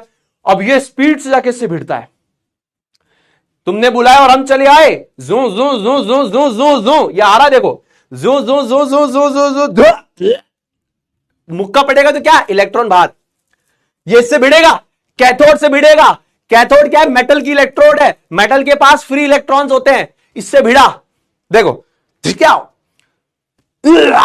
इलेक्ट्रॉन बाहर, क्या निकला यहां से, ये इससे भिड़ा तो यहां से क्या निकला, इलेक्ट्रॉन बाहर निकला। अब इलेक्ट्रॉन बोल रहा भाई साहब पूरा रास्ता खाली है, पूरा रास्ता खाली है, गाड़ी ऐसे चलाऊंगा कि, वो गाना कौन सा था, एम्पलीफायर गाना, गाड़ी ऐसे चलाऊंगा सबको डरा के ले जाऊंगा, क्योंकि रास्ता खाली है ना, भीड़ ही नहीं है। जितने कम गैस के पार्टिकल होंगे उतने ज्यादा ये पार्टिकल्स एक्सेलरेट करेंगे, हाई स्पीड में मूव करेंगे। अब यहां भीड़ ही नहीं है, इसको बहुत दूर जाकर यहां पर एक न्यूट्रल गैस का पार्टिकल मिलेगा, लेकिन तब तक तो ये स्पीड से चलेगा। कैसे चलेगा, इसने इसको बुलाया तो बोलेगा टाना नाना नाना नाना नाना नाना नाना नाना नाना नाना नाना टाना नाना नाना नाना नाना नाना नाना नाना नाना, इससे भिड़ा, क्योंकि यहां से इलेक्ट्रॉन निकल रहा है, this is electron, this is electron, और ये इसकी तरफ अट्रैक्ट हो रहा है, पॉजिटिवली चार्ज गैस, ये पॉजिटिवली चार्ज इलेक्ट्रोड की तरफ। समझ में आ रहा है बात में क्या बोल रहा हूं? सबसे पहले तुमने गैस की इनिशियल आयनाइजेशन करी, जिससे वो कन्वर्ट हो गया पॉजिटिवली चार्ज गैस के आयन में और इलेक्ट्रॉन में। इन दोनों को मिला दोगे तो फिर से न्यूट्रल गैस का मॉलिक्यूल बन जाएगा। अब ये जो बेसिकली तुम्हारा गैस आयन है, ये बेसिकली इसकी तरफ अट्रैक्ट होगा, वो कहेगा आजा राजा आजा राजा आजा राजा, ये कहेगा तुमने बुलाया हम चले आए, तुमने बुलाया हम चले आए, तुमने बुलाया हम चले आए, तुमने बुलाया हम चले आए, स्पीड से आएगा, इससे भिड़ेगा, ये उल्टी करेगा इलेक्ट्रॉन की, इलेक्ट्रॉन बाहर आया, इलेक्ट्रॉन बोलेगा मेरे को इधर जाना है। अब ये धूम मचाले कर रहा है, धूम मचाले धूम, अरे धूम मचाले धूम, इससे भिड़ा न्यूट्रल गैस के मॉलिक्यूल से। अब ये इतनी स्पीड में इससे भिड़ेगा, कहेगा इलेक्ट्रॉन तू भी चल, तेरे को भी लेके चलूंगा, इसके इलेक्ट्रॉन को भी ले जाएगा, क्या भाई ऐसी की थी ऐसी, तुम्हारा इलेक्ट्रॉन भी ले जाऊंगा। समझ रहे हो, इससे भिड़ेगा, इसके इलेक्ट्रॉन को भी ले जाएगा, कहेगा अरे आंटी जी इसको भी जाने दो, इसके इलेक्ट्रॉन को भी ले गया, अपना तो गया गया, इसका भी गया। और ये इलेक्ट्रॉन बोला कि भैया मैं तो वैसे ही पॉजिटिव की तरफ जाऊंगा, ये भिड़ूंगा, ये सारे के सारे इलेक्ट्रॉन जा रहे हैं इसकी तरफ। अब तुमने इसको मारा तो ये किस में कन्वर्ट होगा, पॉजिटिवली चार्ज गैस आयन में कन्वर्ट होगा, ये फिर से इधर जाएगा, ये फिर से इधर जाएगा, इससे भिड़ेगा, इससे इलेक्ट्रॉन निकलेगा, ये इलेक्ट्रॉन इधर जाएगा। तो एक फ्लो बना हुआ है, ये एक फ्लो बना हुआ है। तो ये नेगेटिवली चार्ज इलेक्ट्रॉन्स यहां पर गए, अब ये इतनी स्पीड में ये दर्रा, इससे जाके बैठे, दर्रा, इससे भिड़े, बिल्कुल स्पीड से आगे से भिड़ेंगे। तो यहां पर क्या आ जाएगा, एक यहां पर क्या आ जाएगा, यहां पर क्या आएगा, एक ग्रीन ग्लो आने लगेगा, क्योंकि जिंक सल्फाइड एक फॉस्फोरोसेंट मटेरियल है। जैसे ही ये पार्टिकल्स इससे जाकर भिड़ेंगे, आप इसको एनर्जी प्रोवाइड कर रहे हो, उस एनर्जी की वजह से ये लाइट को इमिट करेंगे। ठीक है, और यहां पर जब ये कैथोड रेज निकलेगी तो यहां से लेकर एनोड तक पूरा अंधेरा छा जाएगा, पूरे के पूरे यहां पर लेयर में अंधेरा होगा, सिर्फ यहां पर एक ग्रीन कलर का ग्लो होगा। ये बेसिकली यहां पर प्रोसेस होता है। तो ये जो रेज यहां पर जा रही है, ये जो स्ट्रीम ऑफ इलेक्ट्रॉन्स यहां पर ओरिजिनेट होकर इधर तक जा रहे हैं, so this stream of electron जो यहां से ओरिजिनेट हो रहा है, ये ओरिजिनेट हो रहा है कैथोड से एनोड तक की तरफ, इसे ही कैथोड रे बोलते हैं। जो ये स्ट्रीम ऑफ इलेक्ट्रॉन्स यहां पे जा रही है ना बेटा, ये जो स्ट्रीम ऑफ इलेक्ट्रॉन यहां पे जा रही है, this is called cathode rays. और इसका नाम कैथोड रेज रखा था आइगन गोल्डस्टेन ने। ये है कैथोड रेज।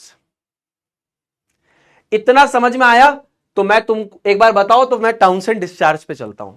यही चीज को टाउनसेंड डिस्चार्ज बोलते हैं। इतना समझ में आया? मेरी एनालॉजीज कैसी लगी तुमको बताओ। ये प्रोसेस बताया नहीं जाता, ये प्रोसेस बताया ही नहीं जाता।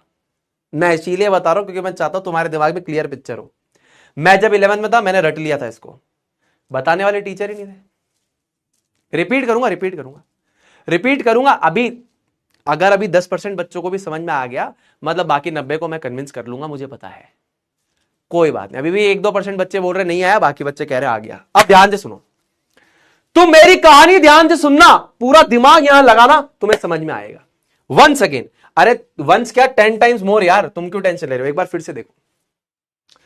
सबसे पहले ये कांच की ट्यूब हमारे पास है, जिसे बेसिकली हम कहते हैं gas discharge tube.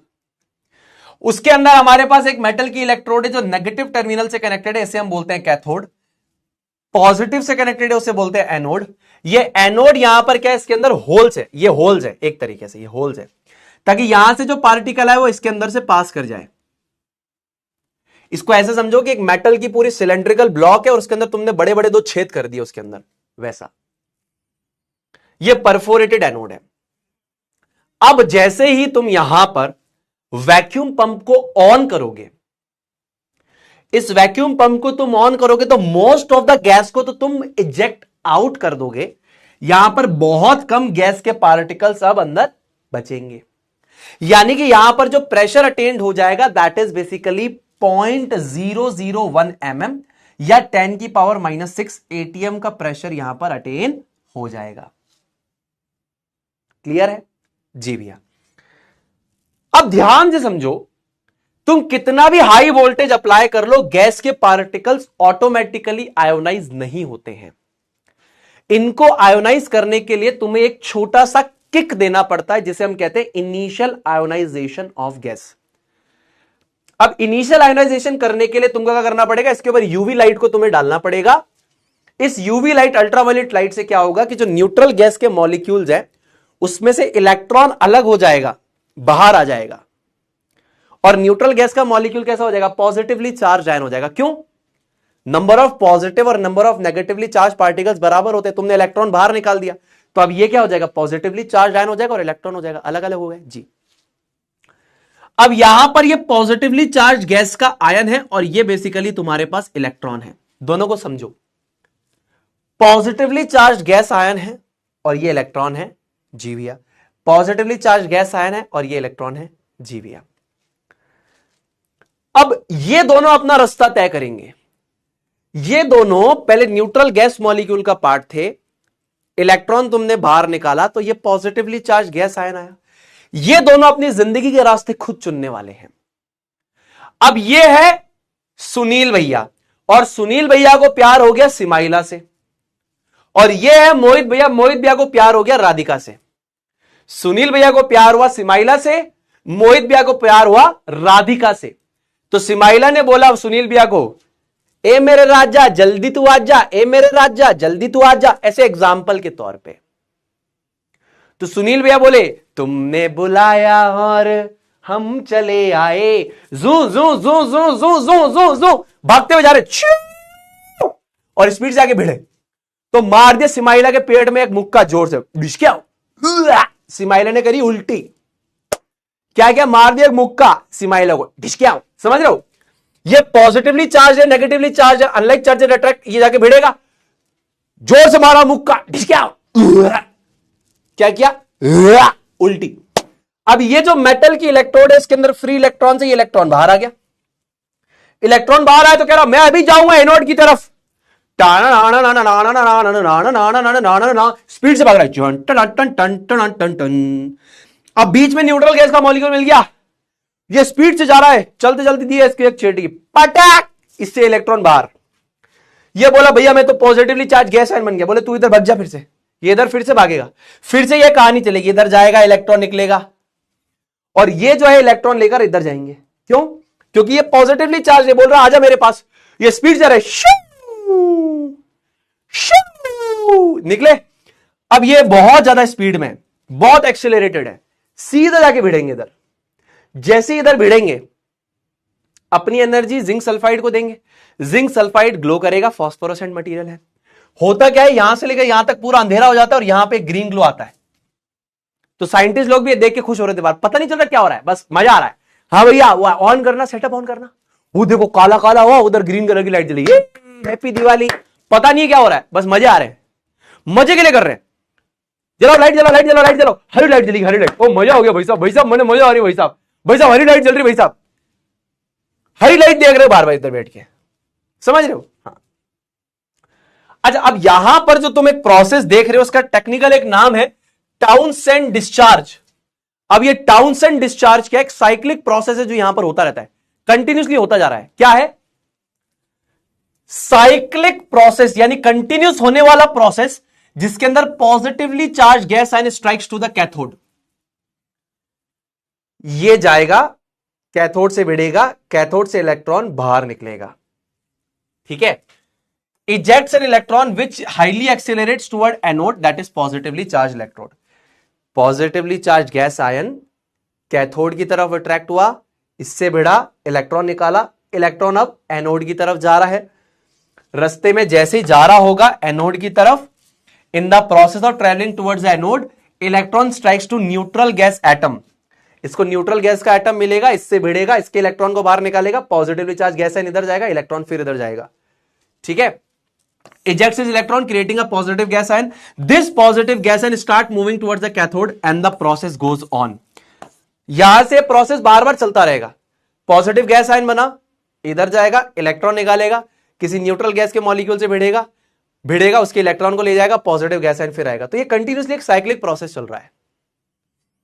So this cyclic process, जिससे कि पॉजिटिव गैस आयन यहां भिड़ता है, यहां से इलेक्ट्रॉन निकलता है, ये इलेक्ट्रॉन एक्सेलरेट होता है, ये इलेक्ट्रॉन एक्सेलरेट होने के बाद न्यूट्रल गैस के एटम के इलेक्ट्रॉन को अपने साथ लेकर जाता है, ये न्यूट्रल गैस का एटम पॉजिटिव गैस आयन बन के वापस इधर आता है। ये जो साइक्लिक प्रोसेस चल रहा है, इसे हम टेक्निकल भाषा में बोलते हैं टाउनसेंड डिस्चार्ज।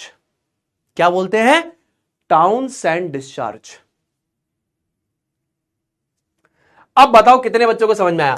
अभी भी नहीं आया तो अब आ जाएगा, पूरी समरी लेकर आया हूं। अभी भी नहीं आया किसी को तो अब आ जाएगा। और बोलो, क्या भैया मेरे को तो अभी भी नहीं आ रहा? अभी भी नहीं आया तो भी हम समझा देंगे, एक बार में समझ में आ जाए ये चीज है ही नहीं। पहले ही बोला था मैंने, ये चैप्टर दिमाग हिला देने वाला है। कामना करता हूं आ गया होगा। आ गया? चलो, आ रहा है तो अच्छी बात है। मैं फिर से बोल रहा हूं, आ रहा है तो बहुत बढ़िया बात है। अब देखो समरी देखते हैं एक बार। सबसे पहला हमने प्रेशर किया कितना, यहां पर हमने जो प्रेशर क्रिएट किया है, यहां पर वैक्यूम पंप को चलाकर most of the gas particles को हमने बाहर निकाला और प्रेशर कर दिया 0.001 mm या 10 की पावर -6 atm का प्रेशर कर दिया।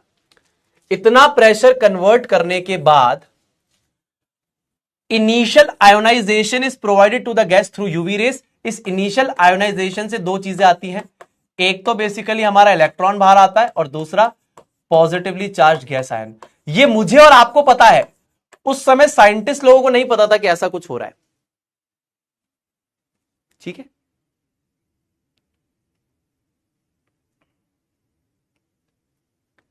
आ गया? बहुत बढ़िया, कोई बात नहीं। अभी भी जिसको नहीं आया 1-2% बच्चे जो कह रहे हैं उनको फिर से समझ में आएगा।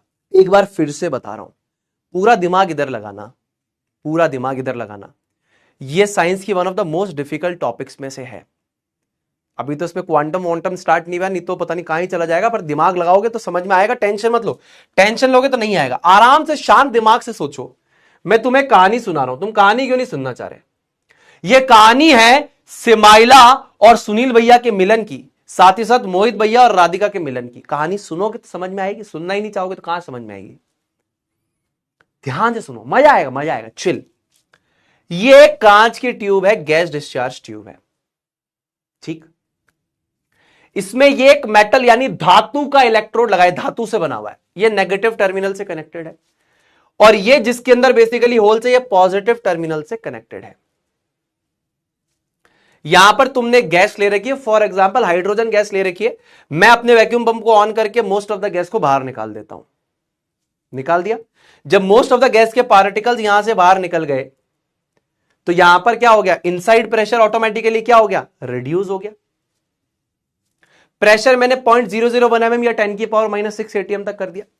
अब मैं क्या करता हूं? गैस को इनिशियल आयोनाइजेशन प्रोवाइड करता हूं। इनिशियल आयोनाइजेशन का मतलब यह है कि न्यूट्रल गैस का एटम है, इसको मैं एनर्जी प्रोवाइड करूंगा, इसका इलेक्ट्रॉन को बाहर निकाल दूंगा। तो ये पॉजिटिवली चार्ज गैस आयन और ये इलेक्ट्रॉन दोनों अलग अलग हो गए। ये इनिशियल आयोनाइजेशन में यूवी रेज अल्ट्रावायलेट रेडिएशन के थ्रू करूंगा। अब जैसे यहां पर पॉजिटिवली चार्ज गैस का आयन बना और इलेक्ट्रॉन बना, ये मान लो सुनील भैया है, ये मान लो बेसिकली सिमाइला है, तो ये बोलेगी आजा राजा, आजा राजा, आजा राजा। नेगेटिव पॉजिटिव एक दूसरे को अट्रैक्ट करते हैं। आजा आजा आजा आजा आजा आजा आजा आजा आजा आजा आजा आजा बेटा, आजा बेटा, आजा बेटा, आजा बेटा, आजा बेटा, आजा बेटा, आजा बेटा, आजा बेटा, आजा बेटा, आजा बेटा, आजा बेटा, आजा आजा आजा आजा आजा आजा आजा आजा आजा आजा आजा आजा बुला रही। और मैं, तुमने बुलाया और हम चले आए, तुमने बुलाया और हम चले आए, तुमने बुलाया और हम चले आए, तुमने बुलाया और हम चले आए, तुमने बुलाया और हम चले आए, तुमने बुलाया और हम चले आए। ये पॉजिटिव है गैस आयन, ये नेगेटिवली चार्ज है इलेक्ट्रोड, स्पीड में जाएगा। अब मैं स्पीड में गया, ढिशकिया हूं, जाके सिमाइला के पेट में मुक्के की मारी, मेटल को मुक्का मारा, क्योंकि बहुत स्पीड से आ रहा है एक्सेलरेट होके। जाके जैसे भिड़ेगा, मेटल से क्या निकला? इलेक्ट्रॉन बाहर निकला। मुक्का मारा, इलेक्ट्रॉन बाहर, क्योंकि मेटल्स के पास बहुत लूजली बाउंडेड इलेक्ट्रॉन्स होते हैं। इलेक्ट्रॉन बाहर निकला। अब इलेक्ट्रॉन बोलेगा कि ये पॉजिटिव, मैं नेगेटिव, धूम मचाले, धूम मचाले, धूम, स्पीड से जा रहा है। बीच में न्यूट्रल गैस का एटम मिला, उससे भिड़ेगा, उसके इलेक्ट्रॉन को अपने साथ ले जाएगा। इलेक्ट्रॉन्स जाएंगे इधर, ये फिर से पॉजिटिवली चार्ज गैस आयन में कन्वर्ट हुआ, ये वापस यहां जाएगा, इससे भिड़ेगा, इलेक्ट्रॉन बाहर निकालेगा, ये फिर जाएगा, कोई न्यूट्रल गैस का एटम मिलेगा, उससे भिड़ेगा, इलेक्ट्रॉन को लेकर चला जाएगा, ये पॉजिटिव गैस आयन बना, वापस चला जाएगा। कंटिन्यूसली एक साइक्लिक प्रोसेस चल गया। तो जो इलेक्ट्रॉन्स यहां से इधर जा रहे हैं, ये इलेक्ट्रॉन्स की जो स्ट्रीम इधर जा रही है, इसी नेगेटिवली चार्ज पार्टिकल्स की स्ट्रीम को कैथोड रेज बोलते हैं। और यहां से लेकर यहां तक अंधेरा हो जाता है, सिर्फ और सिर्फ यहां पर एक ग्रीन ग्लो आ जाता है जिंक सल्फाइड के ऊपर। यही समरी में लिखा है मैंने कि सबसे पहले आपने प्रेशर को बहुत ज्यादा रिड्यूस करा, उसके बाद आपने इनिशियल आयोनाइजेशन प्रोवाइड करा with the help of UV rays. अब ये जैसे आपने करा, उसके बाद क्या होता है? दो पाथवेज होंगे, ध्यान से देखना। तो आपने जैसे इनिशियल आयोनाइजेशन करा तो यहां पर आपको पॉजिटिवली चार्ज गैस आयन और इलेक्ट्रॉन मिलेगा। तो जो पॉजिटिवली चार्ज गैस आयन है, that will be attracted towards the cathode and will eject electrons from it. Sunil भैया जाएंगे फटाफट से सिमाइला की तरफ, मारेंगे जोर से मुक्का, निकलेगा इलेक्ट्रॉन बाहर। इलेक्ट्रॉन जैसे इजेक्ट होगा, it will be accelerated and will take out the electrons from the neutral gas molecules.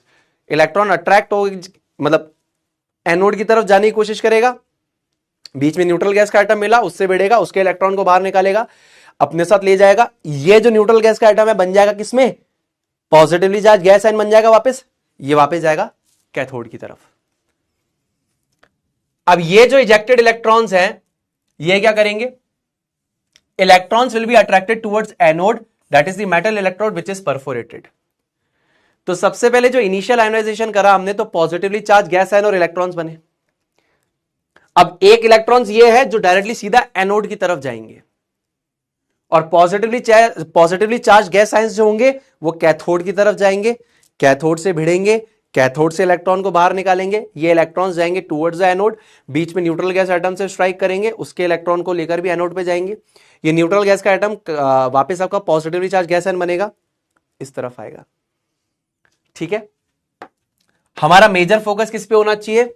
So these stream of electrons are cathode rays that will travel towards the perforated anode. याद रखना, these stream of electrons or negatively charged particles is cathode rays which will travel towards the perforated anode. A dark zone is created from cathode to anode and a green glow will be observed behind the anode. तो ये चीज हमारे इस particular experiment के अंदर होती है। समझ में आ गई क्या मेरी बात? क्लियर है मेरी बात इतनी यहां तक?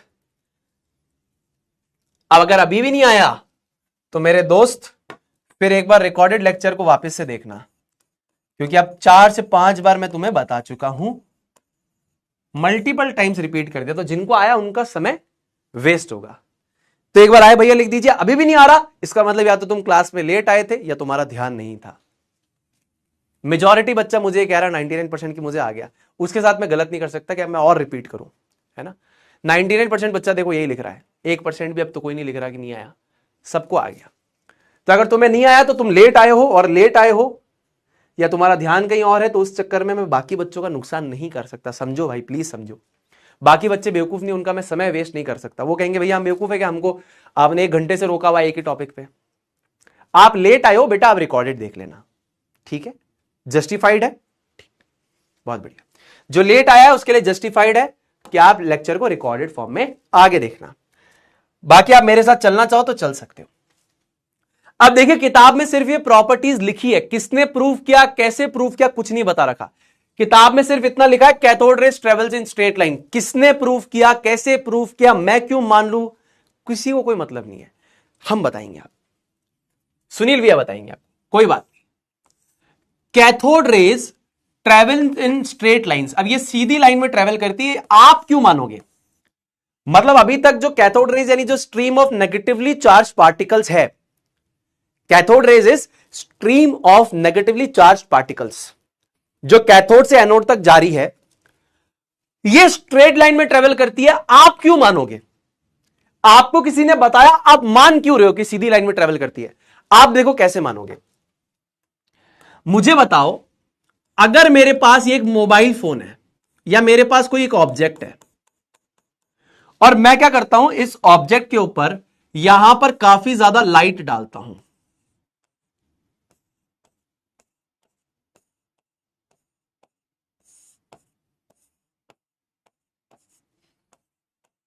ठीक है, मैं इस ऑब्जेक्ट के ऊपर काफी ज्यादा लाइट डालता हूं। ये मेरे पास एक ऑब्जेक्ट है, इसके ऊपर मैंने काफी ज्यादा रोशनी डाली।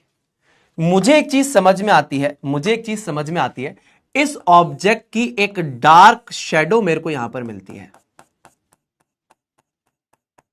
Shadow of object. मानते हो कि नहीं मानते हो?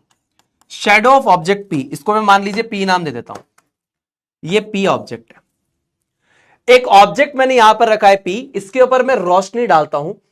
अब क्योंकि मुझे पता है कि जो लाइट है वो स्ट्रेट लाइन में ट्रेवल करती है, light travels in straight line, तो यहां पर इस ऑब्जेक्ट की एक शैडो बनेगी, और जो शैडो होगी वो बिल्कुल शार्प शैडो होगी, sharp shadow of P, because light travels in straight line, because light travels in straight line.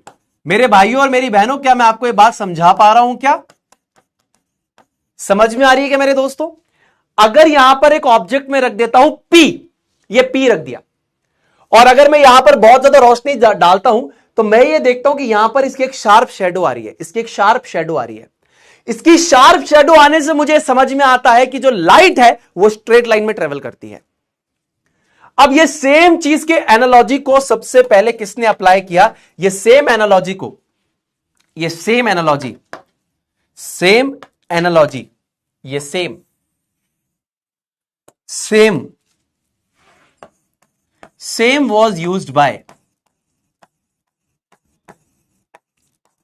was used by John Hittorf. So John Hittorf performed this first and it was further confirmed by Crook.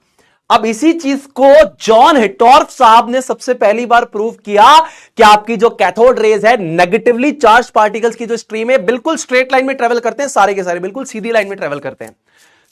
अब बोले आप ये कैसे prove करोगे कि ये बिल्कुल सीधी line में ट्रेवल करते हैं? तो बोले जैसे कि आपने एक ऑब्जेक्ट को यहां पर रखा, इस पर रोशनी डाली तो बिल्कुल इसकी शार्प शेडो बनती है, क्योंकि लाइट स्ट्रेट लाइन में ट्रेवल करती है।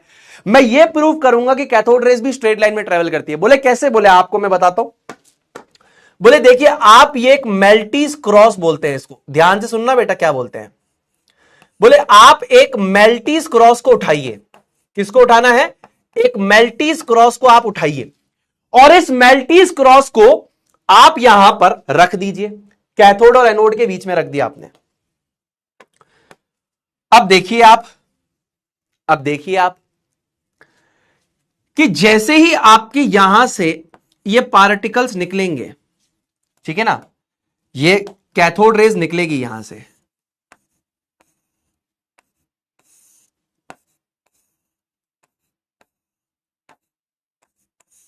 ठीक है। तो यहां पर आप देखेंगे जैसे ये कैथोड रेज यहां पर निकलेगी, यहां पर हमने जिंक सल्फाइड से पेंट किया हुआ है, तो यहां पर जिंक सल्फाइड में जो एक ग्रीन ग्लो आ रहा है, एक ग्रीन ग्लो आएगा, लेकिन उस ग्रीन ग्लो के अंदर यहां पर क्या होगा? मेल्टिस ब्लॉक की शेडो बनेगी, एकदम sharp shadow, sharp shadow of Maltese block, sharp shadow of Maltese cross. क्या आएगी? एक शार्प शेडो आने लगेगी मेल्टिस क्रॉस की। अब एकदम शार्प शेडो तभी आ सकती है कि जब सामने से जो चीज आ रही है बिल्कुल स्ट्रेट लाइन में ट्रेवल कर रही हो। तो कैथोड रेज बिल्कुल स्ट्रेट लाइन में ट्रेवल कर रही होंगी, इतनी जो कैथोड रेज होंगी उनको ब्लॉक कर देगा मेल्टिस क्रॉस। मेल्टिस क्रॉस के यहां पे शैडो क्यों बन रहा होगा? क्योंकि इस पर्टिकुलर रीजन के अंदर जितनी भी कैथोड रेज आ रही होगी वो सारी की सारी मेल्टिस क्रॉस से भिड़ रही होगी, और बाकी बची हुई जो आपकी कैथोड रेज है वो पीछे जाके भिड़ रही होगी, इसकी वजह से ग्रीन ग्लो आ रहा है। इतने रीजन में क्या होगा कि कैथोड रेज इतने पर्टिकुलर रीजन में ब्लॉक हो जाएंगी, और बाकी कैथोड रेज यहां जाके ग्रीन ग्लो प्रोड्यूस करेंगी। So there is a sharp shadow of Maltese cross, there is a sharp shadow of Maltese cross, एक शार्प शेडो बनेगा मेल्टिस क्रॉस का, sharp shadow of Maltese cross.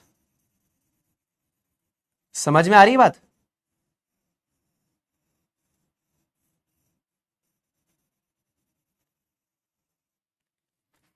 समझ में आ गई मेरी बात?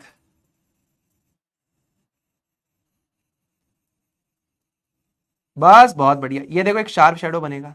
इससे क्या साबित होता है सुनील भैया? इससे यह साबित होता है कि इतने पर्टिकुलर रीजन के अंदर यहां पर कैथोड रेज ब्लॉक कर दी मेल्टिस क्रॉस ने, और यहां पर एक शेडो बन रहा है। समझ में आ गया? इससे यह साबित होता है कि कैथोड रेज स्ट्रेट लाइन में ट्रेवल करती है। इसे सबसे पहली बार किसने प्रूव किया था? सबसे पहली बार इसे प्रूव किया था जॉन हिटॉर्फ साहब ने प्रूव किया था, जिसे फर्दर किसने वेरीफाई किया था, कंफर्म किया था? क्रूक साहब ने इस चीज को कंफर्म किया था। दूसरा, cathode rays are made up of material particles. Material particle से बनी हुई है, इसका क्या मतलब है? कैथोड रेज जो है मटीरियल पार्टिकल से बनी हुई है, एंड इसको प्रूव करने वाला कौन था? Crook was the one who performed it. अब ये लोग ये प्रूव करना चाहते हैं कि जो कैथोड रेज है वो मटेरियल पार्टिकल से बनी है। अब इसको प्रूव कैसे कर रहे हैं? मोमेंटम ट्रांसफर से। मटेरियल पार्टिकल्स बिकॉज यहां पर मोमेंटम ट्रांसफर हो रहा है, उससे प्रूव करेंगे। किससे प्रूव करेंगे सुनील भैया? मोमेंटम ट्रांसफर की मदद से यह प्रूव किया जाएगा that these are basically made up of material particles. कैसे? मैं आपको बताता हूं, समझना। ये आपके पास कैथोड है, ये आपके पास एनोड है। ये इन्होंने क्रूक साहब ने एक रेल लगाई, रेल लगाई, और उसके ऊपर एक रोटेटिंग पैडल लगाया, रोटेटिंग पैडल व्हील। समझ रहे हैं? एक घूमने वाला पैडल व्हील इसके ऊपर लगा दिया। अब उन्होंने सबसे पहले इस पैडल व्हील को यहां पे रखा, इधर रखा। समझ रहे हो? कैथोड और एनोड के बीच में रखा, कैथोड और एनोड के बीच में रखा। ये तुम्हारी कैथोड, ये तुम्हारी एनोड। अब यहां पर उन्होंने ऑब्जर्व किया कि यहां से अगर पार्टिकल्स निकलेंगे तो इससे भिड़ेंगे, और अगर इससे भिड़ेंगे तो इसको अपना मोमेंटम ट्रांसफर करेंगे। मान लो ये पंखा है, अब मैं इलेक्ट्रॉन हूं, मैं जाऊंगा तो इससे भिड़ूंगा तो पंखा रोटेट करेगा। तो ये जो पंखा है इसके साथ क्या हुआ, ये काफी ज्यादा लाइट है, तो ये पंखा अपनी एक्सिस पे तो रोटेट करेगा ही करेगा, साथ ही साथ ये धीरे धीरे आगे भी चलेगा। समझ रहे हो, अपनी एक्सिस पे तो रोटेट करता ही है, साथ ही साथ आगे चलता है। कार्टव्हील मारिए, कार्टव्हील। अरे बचपन में गुलाम पट्टी खाइए, कार्टव्हील जिसको बोलते हैं। जैसे मान लो अभी मैं कार्टव्हील मार के दिखाता हूं तुमको, कार्टव्हील क्या होती है सुनील भैया, ये मैं मार के दिखाता हूं कार्टव्हील क्या होती है। अरे गुलाम पट्टी नहीं खाई क्या यार तुमने, जल्दी बताओ पहले, गुलाम पट्टी खाई कि नहीं खाई बचपन में, गुलाम पट्टी खाई कि नहीं खाई, पहले ये बता दो। ये कार्टव्हील, ये देखो जैसे मानना, इधर देखना, इधर ध्यान से देखना, ये देखो 3 2 1 ऐसे घूम के आएगा। समझ में आया कि नहीं आया, समझ में आया, ये बिल्कुल ऐसे गोल घूम के आगे जाता जाएगा। एक बार और मार के दिखाऊं क्या, ये देखो। तो जैसे ही नेगेटिवली चार्ज पार्टिकल्स, ध्यान से समझो, कैथोड और एनोड के बीच में ये रोटेटिंग पैडल व्हील लगाया। अब ये प्रूव करना चाहते हैं कि cathode rays are made up of particles. तो ये जैसे कैथोड से एनोड पे जाएंगे तो बीच में ये पैडल व्हील जो है, जैसे इसे स्ट्राइक करेंगे तो पैडल व्हील खुद की एक्सिस पे घूमेगा, साथ ही साथ रोटेशन के साथ क्या करेगा, लीनियर मोशन में भी आएगा, ऐसे आगे भी मूव करेगा, ऐसे घूमते घूमते आगे मूव करेगा। मैं कार्टव्हील मार के दिखाता हूं तुमको समझ में आएगा ये कैसे घूमेगा। ये देखो ऐसे घूमेगा, समझ में आया कि नहीं आया, अरे समझ में आया कि नहीं, जल्दी बताओ यार, समझ में आ रहा है कि नहीं आ रहा, जल्दी बताओ, क्लियर है कि नहीं है, जल्दी बताओ। ये पेन का गिरा दिया यार मैंने, समझ में आया कि नहीं आया। एक भाई कह रहा है समझ तो आ गया, लेकिन गुलाम पट्टी के चक्कर में लग रहा है एक और बार कर दो, हैं नोची बॉय, समझ में आ रहा है। तो ये जो पैडल व्हील है खुद भी ऐसे एक्सिस पे भी घूमेगा और ऐसे आगे भी चलेगा, ठीक है ना, rotates on its axis as well as move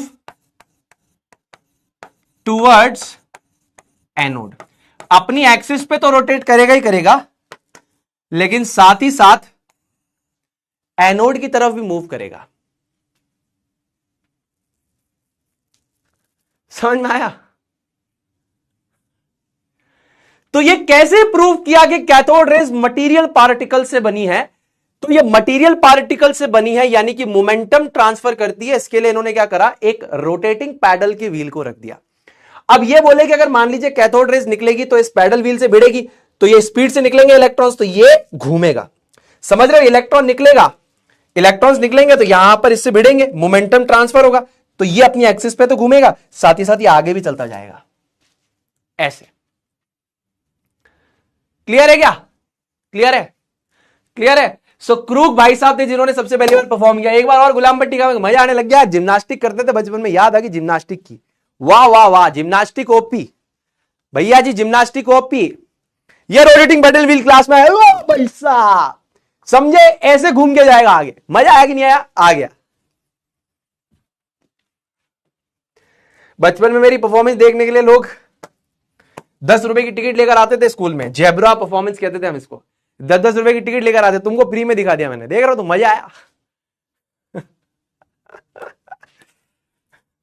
सोचो 10 रुपए की टिकट देकर आते थे जेब्रा में परफॉर्मेंस देखने के लिए, जेब्रा कहते थे हम इसको, जेब्रा ग्रुप होता था, फ्री में दिखा रहा है कार्टव्हील।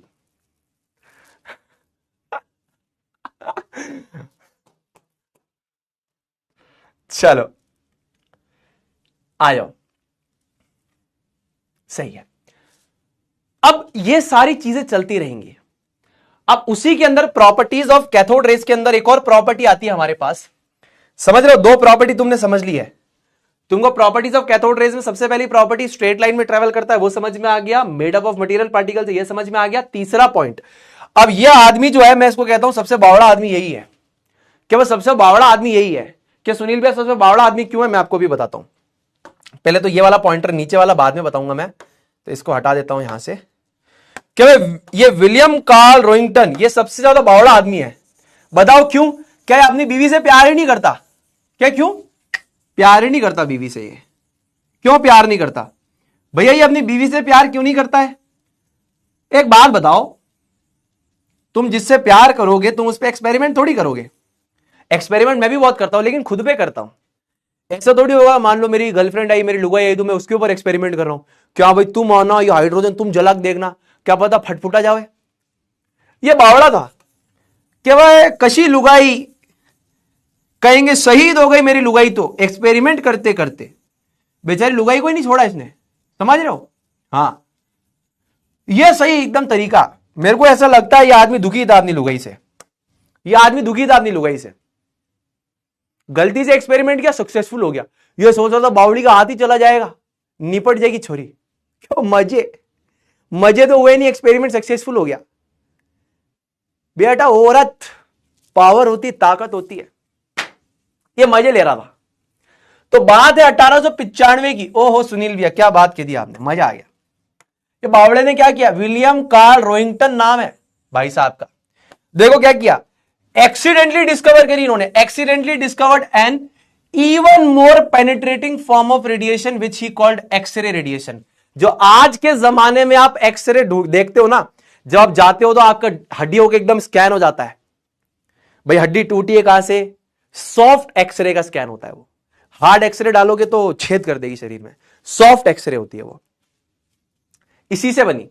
अब ये कैसे बनती है पता है इसने क्या किया, इसे क्या किया, ये कैथोड रे एक्सपेरिमेंट चल रहा था क्या, हाँ क्या किया, ये कैथोड रेस को डाल दिया एक हाई मेल्टिंग पॉइंट वाला जैसे मेटल है टंगस्टन, उस पर डाल दिया। अब कैथोड रेस को टंगस्टन पे इंसिडेंट करवाया और उसके आगे लुगाई का हाथ रख दिया। अब सोचो लुगाई का हाथ चला जाता तो इसको कोई फर्क ही नहीं पड़ रहा, क्या निपट जाओ निपट जाओ, अपने को ही करना, निपटा नहीं वो अच्छी बात है। तो क्या क्या कैथोड रे आ रही थी वो टंगस्टन के मेटल में डाल दी। अब टंगस्टन के मेटल में डाली तो वहां से एक रे निकलती है जिसको हम बोलते हैं एक्सरे, और खतरनाक। उसके आगे अपनी लुगाई का हाथ रख दिया कि भाई तुम्हारा हाथ रखना, देखूं कैसे फोटो आता है, हाथ का फोटो छप गया, हड्डियों का फोटो छप गया, इसी को एक्सरे कहते हैं। उसकी लुगाई ने हाथ में अंगूठी पहनी हुई है, उसको तब भी शर्म नहीं आ रही, वो अंगूठी का भी फोटो आया उसमें, जाके गूगल पे सर्च करना, अंगूठी तक का फोटो आ गया, इसको फर्क ही नहीं पड़ रहा, क्या वो हाथ ले जाओ तुम तो cathode rays produce X-rays when they strike a metallic target with high melting point like tungsten. जैसे मान लो ये कैथोड रेज है, तो भाई साहब ने क्या करा, बहुत अलग अलग एक्सपेरिमेंट किए, कभी कोई ब्लॉक रख दिया, कभी कुछ रख दिया। यहां पर इन्होंने मेटल रखा, जैसे फॉर एग्जाम्पल तुम मानो टंगस्टन मेटल रखा, टंगस्टन रख दिया, तो यहां से जो रेज निकलती है इन्हें हम बोलते हैं एक्स रेज। क्या बोलते हैं, एक्स रेज। तो इस बावड़े ने क्या किया, इधर से कैथोड रे डाली, आलू डालो सोना निकालो, वैसे ही वाली स्कीम है, मजाक, जस्ट फॉर फन। तो होता क्या है, होता क्या है, होता क्या है, ये तुम्हारी कैथोड रेस, ये तुम्हारी कैथोड रेस। अब ये कैथोड रेस गई गई गई गई, हाई मेल्टिंग पॉइंट का टारगेट था, मेटेलिक टारगेट टंगस्टन, इधर से क्या निकली, एक्सरे, इधर उसने लगाया लुगाई का हाथ, लुगाई के हाथ की फोटो छप गई यहां पे। और सोचो एक्सरे खतरनाक वाली होती, हार्ड एक्सरे होती तो निपटा देती, हाथ में छेद हो जाते। वो मन में सोच रहा था हो जाओ तो मजा आ जाए, हुआ नहीं ऐसा। तो एक्सरेज एक्सीडेंटली डिस्कवर हुई इस तरीके से। और ये बहुत इंपॉर्टेंट पॉइंट है, cathode rays carry negatively charged particles. अब इस बात को प्रूव किसने किया, इस बात को प्रूव करा 1897 में जे थॉमसन ने, और इसी वजह से यहां पर इस चीज का क्रेडिट दिया जाता है जे थॉमसन को। तो जे थॉमसन साहब पहले इंसान नहीं थे जिन्होंने कैथोड रे एक्सपेरिमेंट किया, नहीं, जॉन एटॉर्फ, क्रूक, गिजलर, फेराडे, क्रूक, बहुत सारे लोग काम कर रहे थे। इनको क्रेडिट इसीलिए दिया गया क्योंकि इन्होंने बिल्कुल एग्जैक्ट ऑब्जर्वेशन बताई, जो सटीक एक्सप्लेनेशन था वो दिया, इसीलिए इनको क्रेडिट दिया जाता है। तो 1897 में उन्होंने प्रूव किया कि cathode rays carry the negatively charged particles, यानी कि एक तो वो पार्टिकल से बना है और वो पार्टिकल्स का चार्ज नेगेटिव है। अब उन्होंने वो कैसे प्रूव किया, उसमें से अपन एक ये छोटी सी चीज समझते हैं। उन्होंने यहां पर क्या किया, ये आपके पास मैग्नेट की वजह से यहां पर होगी मैग्नेटिक फील्ड, मैग्नेटिक फील्ड होगी और एक्सटर्नल इलेक्ट्रिक फील्ड लगा दी, एक्सटर्नल इलेक्ट्रिक फील्ड लगा दी और एक्सटर्नल मैग्नेटिक फील्ड लगा दी। आप दोनों को बहुत ध्यान से समझना, एक्सटर्नल इलेक्ट्रिक फील्ड लगा दी और एक्सटर्नल मैग्नेटिक फील्ड लगा दी तुम्हारे सेटअप के ऊपर,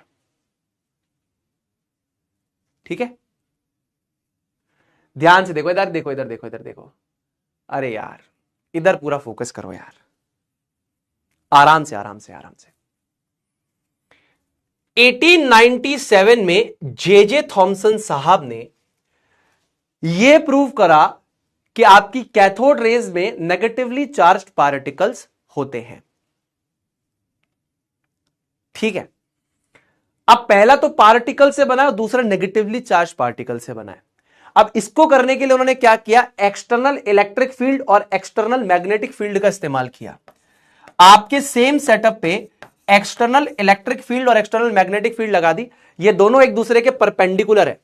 अगर आप देखेंगे तो both the fields are perpendicular to each other. External electric and magnetic field, external electric and magnetic field का जो डायरेक्शन है are perpendicular to each other.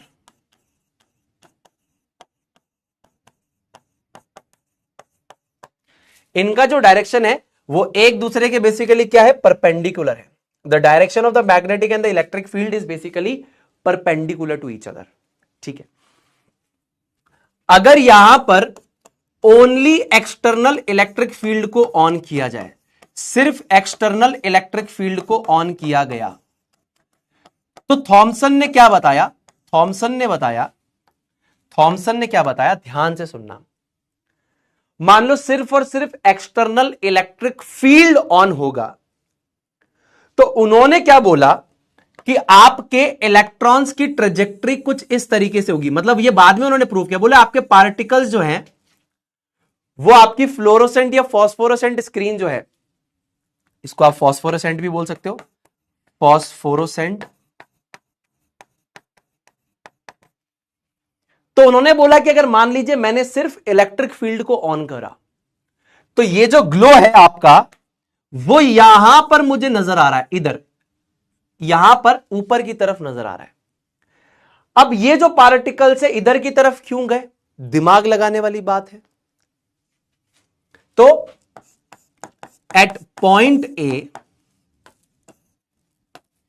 Electrons, या बेसिकली आप ये देख सकते हैं, glow observed at point A.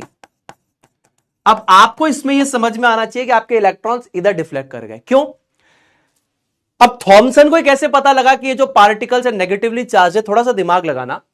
ये पॉजिटिव, ये नेगेटिव प्लेट, अगर ये नेगेटिवली चार्ज स्ट्रीन से बने हैं तो ये पॉजिटिव की तरफ अट्रैक्ट होगा, तो ये सारे के सारे पॉजिटिव की तरफ अट्रैक्ट हुए, इसीलिए ऊपर की तरफ डिफ्लेक्ट हो गए। लेकिन यही चीज उन्होंने ऑब्जर्व करा कि सिर्फ और सिर्फ अगर मैं ओनली मैग्नेटिक फील्ड लेकर जाऊं तो, what if I will place only the magnetic field, तो उन्होंने क्या ऑब्जर्व किया कि जस्ट उल्टा हो गया। अब जो पार्टिकल्स है वो डायरेक्टली सिर्फ सारे के सारे इधर जा रहे हैं। ओनली इलेक्ट्रिक फील्ड ऑन करी तो क्योंकि पार्टिकल्स नेगेटिवली चार्ज थे इसलिए ऊपर की तरफ अट्रैक्ट हो रहे थे, तो यहां चले गए। सिर्फ मैग्नेटिक फील्ड ऑन करा तो सी की तरफ चले गए। तो glow observed at point C. And एक और हम कर सकते हैं, अगर हम strength of magnetic and electric field को बैलेंस करें तो हम उसको ऐसे बैलेंस कर सकते हैं, strength of electric and magnetic field balanced. इसको हमने ऐसे बैलेंस कर दिया, इसको हमने ऐसे बैलेंस कर दिया कि ये सीधा का सीधा कहीं नहीं गए, सीधा बी पे गए, ओरिजिनल पाथ। ओरिजिनल पाथ पे अपना फॉलो करेंगे। Glow observed at point B. अब ये डिफ्लेक्शन से क्या साबित करना चाहते थे? डिफ्लेक्शन से सबसे पहला यह साबित करा उन्होंने कि यहां पर जो भी चीज है वो नेगेटिवली चार्ज है। भाई पॉजिटिव प्लेट की तरफ अट्रैक्ट हो रहा है, इसका मतलब यहां पर जो भी चीज है वो नेगेटिवली चार्ज है। नेगेटिवली चार्ज है ना, जो भी चीज है वो बेसिकली क्या है, नेगेटिवली चार्ज है। ये तो उन्होंने यहां पर प्रूव कर दिया। पार्टिकल कैसे, ये भी अभी वो प्रूव करेंगे जो मैं आपको बताऊंगा। So cathode rays carry negatively charge particles. Particle कैसे अभी बताएंगे। नेगेटिवली चार्ज है वो external electric field, magnetic field और दोनों को बैलेंस करके उन्होंने बताया कि मान लीजिए सिर्फ एक्सटर्नल इलेक्ट्रिक फील्ड लगाऊंगा तो ग्लो यहां पे आ रहा है, ए की तरफ आ रहा है। सिर्फ मैग्नेटिक फील्ड लगा रहा हूं तो सी पे, दोनों को बैलेंस कर रहा हूं तो बी पे, ओरिजिनल पाथ को फॉलो कर रहा है। तो ये डिफ्लेक्शन किस पे डिपेंड कर रहा था, यहां पर ये जो डिफ्लेक्शन है ये डिपेंड किस पे करता है, कितना डिफ्लेक्ट करेगा, मैग्नेटिक फील्ड के स्ट्रेंथ पे डिपेंड करेगा, चार्ज ऑफ इलेक्ट्रॉन पे डिपेंड करेगा, मास ऑफ इलेक्ट्रॉन पे डिपेंड करेगा। ठीक है ना, ये भी लिख देता हूं यहां पर, डिफ्लेक्शन ऑफ पार्टिकल कितना अपने ओरिजिनल पाथ से स्कैटर करेगा।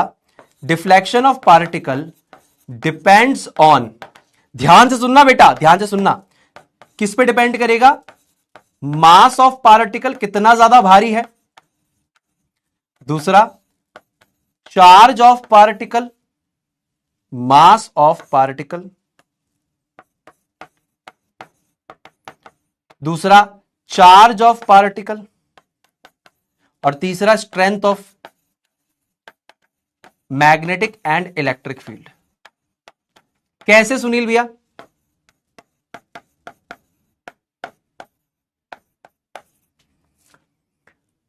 अगर मास ज्यादा होगा तो ज्यादा डिफ्लेक्ट करेगा या कम होगा तो कम डिफ्लेक्ट करेगा, जल्दी से बताओ। मान लो अगर पार्टिकल का मास ज्यादा होगा तो ज्यादा डिफ्लेक्ट करेगा अपने पाथ से या कम डिफ्लेक्ट करेगा, साथ ही साथ उसका चार्ज जो है नेगेटिव चार्ज ज्यादा होगा तब डिफ्लेक्ट करेगा, कम डिफ्लेक्ट करेगा, जल्दी से बताओ। डिफ्लेक्ट का मतलब अपने ओरिजिनल स्ट्रेट लाइन के पाथ से कितना हटता है। कमेंट सेक्शन में आ जाओ सारे के सारे, फटाफट से आ रहा हूं मैं, कमेंट सेक्शन में आ रहा हूं, जल्दी से आ जाओ इनटू द कमेंट सेक्शन, जल्दी से। कहां गए बच्चे, जल्दी जल्दी जल्दी जल्दी। एक तो ये भी फ्रीज हो जाता है यार, कमेंट सेक्शन ही फ्रीज हो जाता है, जल्दी से बताओ, फटाफट से बताओ। ओके सोच के देखो, सोच के देखो, बिल्कुल सही। अगर आपका मास ऑफ पार्टिकल ज्यादा होगा, ज्यादा हैवी होगा, तो डिफ्लेक्शन पार्टिकल का क्या होगा, कम होगा। अरे भाई जो भारी चीज है वो इतनी ज्यादा डिफ्लेक्ट नहीं करती है। अगर चार्ज ऑफ पार्टिकल आपका ज्यादा होगा तो आपका डिफ्लेक्शन भी क्या होगा, डिफ्लेक्शन भी आपका ज्यादा होगा। साथ ही साथ वो स्ट्रेंथ ऑफ इलेक्ट्रिक और मैग्नेटिक फील्ड पे भी डिपेंड करता है। आपने इलेक्ट्रिक फील्ड को बढ़ाया है, घटाया है, मैग्नेटिक फील्ड को बढ़ाया, घटाया, दोनों को किस तरीके से बैलेंस किया है उस पर डिपेंड करेगा। ठीक है, तो यहां से जो पार्टिकल्स आ रहे हैं, सबसे पहले एक्सटर्नल इलेक्ट्रिक फील्ड लगाकर उन्होंने ये देखा कि ये ऊपर की तरफ जा रहा है, मतलब ये नेगेटिवली चार्ज पार्टिकल्स है, क्योंकि ये पॉजिटिव प्लेट की तरफ जा रहा है। मैग्नेटिक फील्ड लगाया तो जस्ट उल्टा कर गया, दोनों को बैलेंस करोगे तो स्ट्रेट लाइन पे भी आ सकता है। अब ये कह रहे हैं कि जो डिफ्लेक्शन है ना, ये नेगेटिवली चार्ज पार्टिकल के मास पे डिपेंड करता है। जितना भारी होगा कम डिफ्लेक्ट करेगा, जितना नेगेटिव चार्ज होगा उतना ज्यादा ऊपर की तरफ जाएगा। इलेक्ट्रिक फील्ड ज्यादा स्ट्रांग करोगे ज्यादा तेज खींचेगी, मैग्नेटिक फील्ड ज्यादा स्ट्रांग करोगे ज्यादा तेज खींचेगी, सिंपल सी बात है। ठीक, पर भैया इससे बहस ओवर कहां होती है, बताता हूं अभी बहस ओवर कहां होती है। लास्ट कैरेक्टरिस्टिक क्या थी, थॉमसन ने ये कैसे कंक्लूड करी सारी बातें, समझना समझना। इससे पहले भी ये बता दूं मैं क्या होता है और किस वजह से कंक्लूजन आया। तो इसको हम ले लेते हैं हमारा पॉइंटर नंबर 5th और 6th और 7th, इसको पॉइंटर नंबर 5, इसको पॉइंटर नंबर 6 और इसको बोलेंगे पॉइंटर नंबर हमारा 7। ध्यान से समझो अब होता क्या है। थॉमसन साहब जब ये चीज कर रहे थे तो बहस क्या हो रही थी, उस बहस को समझना। क्रूक और आर्थर एस उस समय पे बिलीव करते थे कि ये जो पार्टिकल्स है ये रेडिएंट मैटर के, जिसे आज हम प्लाज्मा कहते हैं। और जो जर्मन साइंटिस्ट थे उस समय पे जो जर्मन साइंटिस्ट थे LR.W. Heinrich Hertz and E Goldstein, वो बिलीव करते थे कि अइथर वेव्स है। देखो हर किसी के दिमाग में एक अलग इमेज है, कोई इसको पार्टिकल मानने के लिए रेडी नहीं था, नेगेटिवली चार्ज पार्टिकल है कोई नहीं मान रहा था। क्रूक और आर्थर एस कहते हैं कि वो प्लाज्मा है, LR.W. हेनरिक हर्ट्ज और ई गोल्डस्टेन कहते हैं कि वो वेव है, कोई पार्टिकल नहीं है। अब थॉमसन को क्रेडिट क्यों मिला? क्योंकि थॉमसन ने ये बात साबित करी 1897 में, जो तुम्हें अभी मैंने बताई। 1897 में उसने बात साबित कर दी। और क्या साबित करा? उन्होंने निकाला charge to mass ratio of cathode rays by measuring their deflection under the simultaneous influence of electric and magnetic fields. तो अभी हमने देखा कि भैया एक्सटर्नल इलेक्ट्रिक फील्ड लगाने से डिफ्लेक्शन हुआ, तो उससे उन्होंने कंक्लूड करा कि भाई साहब ये आपका नेगेटिवली चार्ज है। पार्टिकल नेचर का अगर आप देखें तो वहां पर हमने ये चीज प्रूव करी है कि वो मोमेंटम ट्रांसफर करता है, दैट मींस वो पार्टिकल है। अब वो पार्टिकल्स आपके नेगेटिवली चार्ज है, ये थॉमसन साहब ने बता दिया। समझ रहे हो? देखो, these are basically made up of particles, this was proved by Crookes. And negatively charge particles है क्योंकि एक्सटर्नल इलेक्ट्रिक फील्ड पे डिफ्लेक्ट कर रहा है, प्रूव हो गया। अब इस चीज को और बेटर समझाने के लिए चार्ज टू मास रेशियो निकाला थॉमसन ने। भाई साहब, charge of electron to the mass ratio निकाला कैथोड रेज का by measuring the deflection under the simultaneous influence of electric and magnetic field. तो इलेक्ट्रिक और मैग्नेटिक फील्ड के साइमल्टेनियस इन्फ्लुएंस पे क्या डिफ्लेक्शन आ रहा है, उसको निकालने के लिए चार्ज टू मास रेशियो निकाला। मजे की बात पता है क्या आया? The charge to mass ratio was same with different metals and also different gases, suggesting that they are made up of fundamentally negatively charged particles and these are corpuscle। मतलब अब थॉमसन ने क्या करा? आपके कैथोड के metal को बार बार change किया, बीच में जो गैस भरी उसको बार बार चेंज किया, और हर बार जो कैथोड रेस के पार्टिकल्स है उनका चार्ज टू मास रेशियो निकाला। और उन्होंने बोला कि हर बार charge to mass ratio same आ रहा है, इसका मतलब सारी गैसेस, सारे मेटल्स फंडामेंटली पार्टिकल से बने हुए हैं, एक फंडामेंटल पार्टिकल से बने हैं जो नेगेटिवली चार्ज है, और उसका नाम हम रखेंगे कॉर्पस्कल। कोई कह रहा है वेव है, कोई कह रहा है रेडिएंट मैटर है। तो यहां पर थॉमसन ने क्या किया? अलग अलग मेटल की इलेक्ट्रोड यूज करी, अलग अलग गैसेस को यूज करा, और फिर उन पार्टिकल्स का चार्ज बाय मास रेशियो निकाला। उनका चार्ज बाय मास रेशियो हर बार सेम आ रहा था कि वो जो पार्टिकल्स डिफ्लेक्ट कर रहे हैं ना, उनका चार्ज बाय मास का रेशियो निकाला। भाई जितना ज्यादा उसका मास होगा उतना कम डिफ्लेक्शन होगा, जितना ज्यादा चार्ज होगा उतना ज्यादा डिफ्लेक्शन होगा। तो ये चार्ज बाय मास रेशियो निकाला, हर बार charge by mass ratio same आया। इसका मतलब सारी गैसेस, सारे मेटल्स एक फंडामेंटल पार्टिकल से बने हैं, और उस फंडामेंटल पार्टिकल का नाम उन्होंने रख दिया कॉर्पस्कल। बोले इसका नाम कॉर्पस्कल रखेंगे। तो ये बहुत इंपॉर्टेंट पॉइंट बन जाता है यहां पर, that the nature of cathode rays is independent on the nature of cathode and the gas in the discharge tube. आप किसी भी मटेरियल का कैथोड यूज कीजिए, आप कोई भी गैस यूज कीजिए, कैथोड रेज का नेचर चेंज नहीं होगा। साथ ही साथ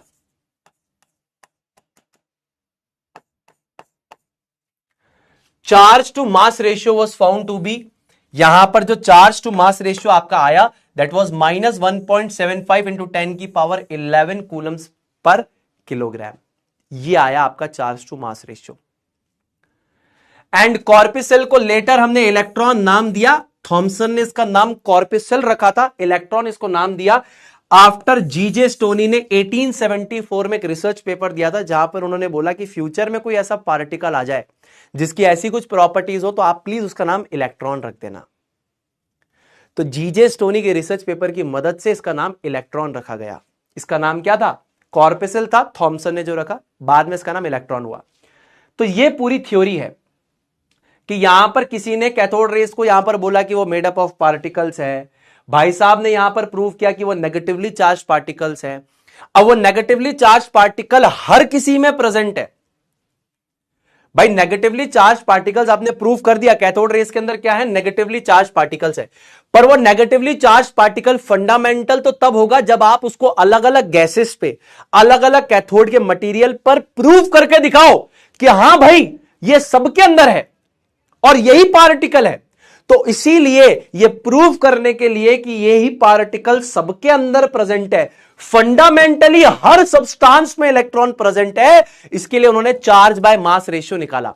बात तो यहीं से साबित हो गई थी कि पार्टिकल नेगेटिवली चार्ज है, नेगेटिवली चार्ज पार्टिकल्स है। पर यह प्रूव करने के लिए कि ये सभी के एटम्स में प्रेजेंट है, उन्होंने अलग अलग गैसेस और अलग अलग कैथोड के मटेरियल का इस्तेमाल किया और एट द एंड जो चार्ज बाय मास रेशियो आया सब में सेम था। इससे उन्होंने प्रूव किया कि पार्टिकल तो था, नेगेटिवली चार्ज भी था, अब सब में प्रेजेंट है। समझ में आया? यहां से प्रूव होता है कि बेसिकली कैथोड रेस पार्टिकल से बनी है, यहां से प्रूव होता है कि नेगेटिवली चार्ज पार्टिकल से बनी है, लेकिन ये फंडामेंटल पार्टिकल है, इसके लिए अलग अलग गैसेस और अलग अलग मटेरियल्स का इस्तेमाल करा, कैथोड पे अलग अलग गैसेस का इस्तेमाल करा, सबके अंदर चार्ज बाय मास रेशियो निकाला, वो सबके अंदर सेम आया। तो बात यहां पर कंक्लूड होती है कि फंडामेंटल नेगेटिवली चार्ज पार्टिकल से बना है आपका एटम। क्लियर है बात? अब एक छोटी सी बात रिलेटिव मास और एब्सोल्यूट मास की। तो एग्जैक्ट मास जो आपके पास आता है इलेक्ट्रॉन का, दैट इज 9.1 इंटू 10 की power minus 31 kilogram. Absolute charge is minus 1.6 into 10 की power minus 19 coulomb. Relative mass 1/1837। ये बेसिकली किसका है? अगर हम बात करें कि mass of proton by 1837, so this is basically the mass of electron। ये होता है रिलेटिव मास, कि इलेक्ट्रॉन का मास प्रोटॉन के रिस्पेक्ट में बता रहे हैं कि प्रोटॉन का मास अगर 1 है तो 1837 गुना कम है। 1/1837 is the mass of electron. अगर 1 जो है प्रोटॉन का मास है तो 1/1837 मास ऑफ इलेक्ट्रॉन है। और इसका relative charge with respect to proton -1 है, प्रोटॉन +1 है, इलेक्ट्रॉन -1 है। प्रोटॉन का मास अगर 1 है तो 1/1837 इलेक्ट्रॉन का मास है। एब्सोल्यूट मास 9.1 इंटू 10 की पावर माइनस 31 किलोग्राम है। एब्सोल्यूट चार्ज इतना है जिसे मिलिकन साहब ने प्रूव किया था, मिलिकन ऑयल ड्रॉप एक्सपेरिमेंट से, by Millikan oil drop experiment. ठीक है भाई, क्लियर है? चलो फटाफट से जल्दी से अब आंसर करेंगे, सेकंड्स में आंसर चाहिए मेरे को। Who named the stream of electrons that travel from cathode to anode in a discharge tube as cathode rays. Cathode rays को कैथोड रेस का नाम देने वाले भाई साहब कौन है? जे थॉमसन ने क्या इसको नाम दिया? नहीं। क्या फराडे ने नाम दिया? नहीं। क्या डाल्टन ने नाम दिया? नहीं। करेक्ट आंसर क्या है? करेक्ट आंसर क्या है? करेक्ट आंसर क्या है? बिल्कुल सही, D is the correct answer. अगला, who named the negatively charged sub atomic particle as electron. ये इलेक्ट्रॉन नाम का क्रेडिट किसको दिया जाता है? थॉमसन ने कॉर्पेसल रखा था, फराडे, जॉन डाल्टन, जीजे स्टोनी के नाम पे क्रेडिट जाता है इलेक्ट्रॉन का नामकरण करने पे। Which among the following is the correct absolute mass of an electron. जो एग्जैक्ट मास है इलेक्ट्रॉन का 1837 नहीं, ये बेसिकली रिलेटिव मास है, ये रिलेटिव मास है, ये आपका एक्चुअल मास है। समझ में आया जी? चलो आइए आइए, ऑल राइट।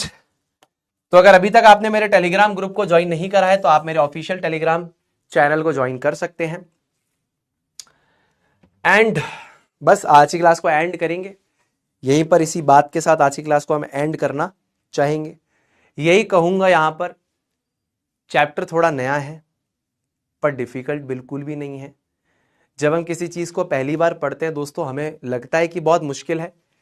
आपको अगर लग रहा है कि मुश्किल है तो एक बार फिर से इसको देखना। मैं एक बार आपको प्रॉपर्टीज रिवाइज करवा देता हूं। कैथोड रेज आपकी कैथोड से एनोड तक जाती हैं। कैथोड से एनोड तक का रीजन डार्क हो जाता है, एनोड के पीछे ग्रीन ग्लो आने लग जाता है। ये हमेशा स्ट्रेट लाइन में ट्रेवल करती है। These are made up of material particles and these particles are negatively charged। अब यहां पर ये प्रूव करने के लिए कि ये नेगेटिवली चार्ज पार्टिकल सब में है, थॉमसन साहब ने अलग अलग गैसेस यूज करी, अलग अलग कैथोड का मटेरियल यूज करा और सारे इलेक्ट्रॉन्स का चार्ज टू मास रेशियो निकाला उनके डिफ्लेक्शन पे। सब में सेम आया तो बोला कि फंडामेंटल पार्टिकल इलेक्ट्रॉन से बना हुआ है, बात खत्म। तो बस यही बोलना चाहूंगा, नया है, डिफिकल्ट नहीं है, ठीक है, समझ में आ जाएगा। और जैसा मैं हमेशा कहता हूं हैशटैग एसबी साथ है और हैशटैग पीडब्ल्यू साथ है, तो दोनों आपके साथ है, बिल्कुल भी चिंता नहीं करनी आपको, बस आपको ईमानदारी से पढ़ाई करनी है, सब कुछ अच्छा होगा, सब कुछ बढ़िया होगा मेरे दोस्तों। तो मिलते हैं अब अगली क्लास में, तब तक के लिए अपना ध्यान रखिए, खुश रहिए, stay healthy, stay awesome and always say जय जय फिजिक्स वाला, जय हिंद, जय भारत, वंदे मातरम।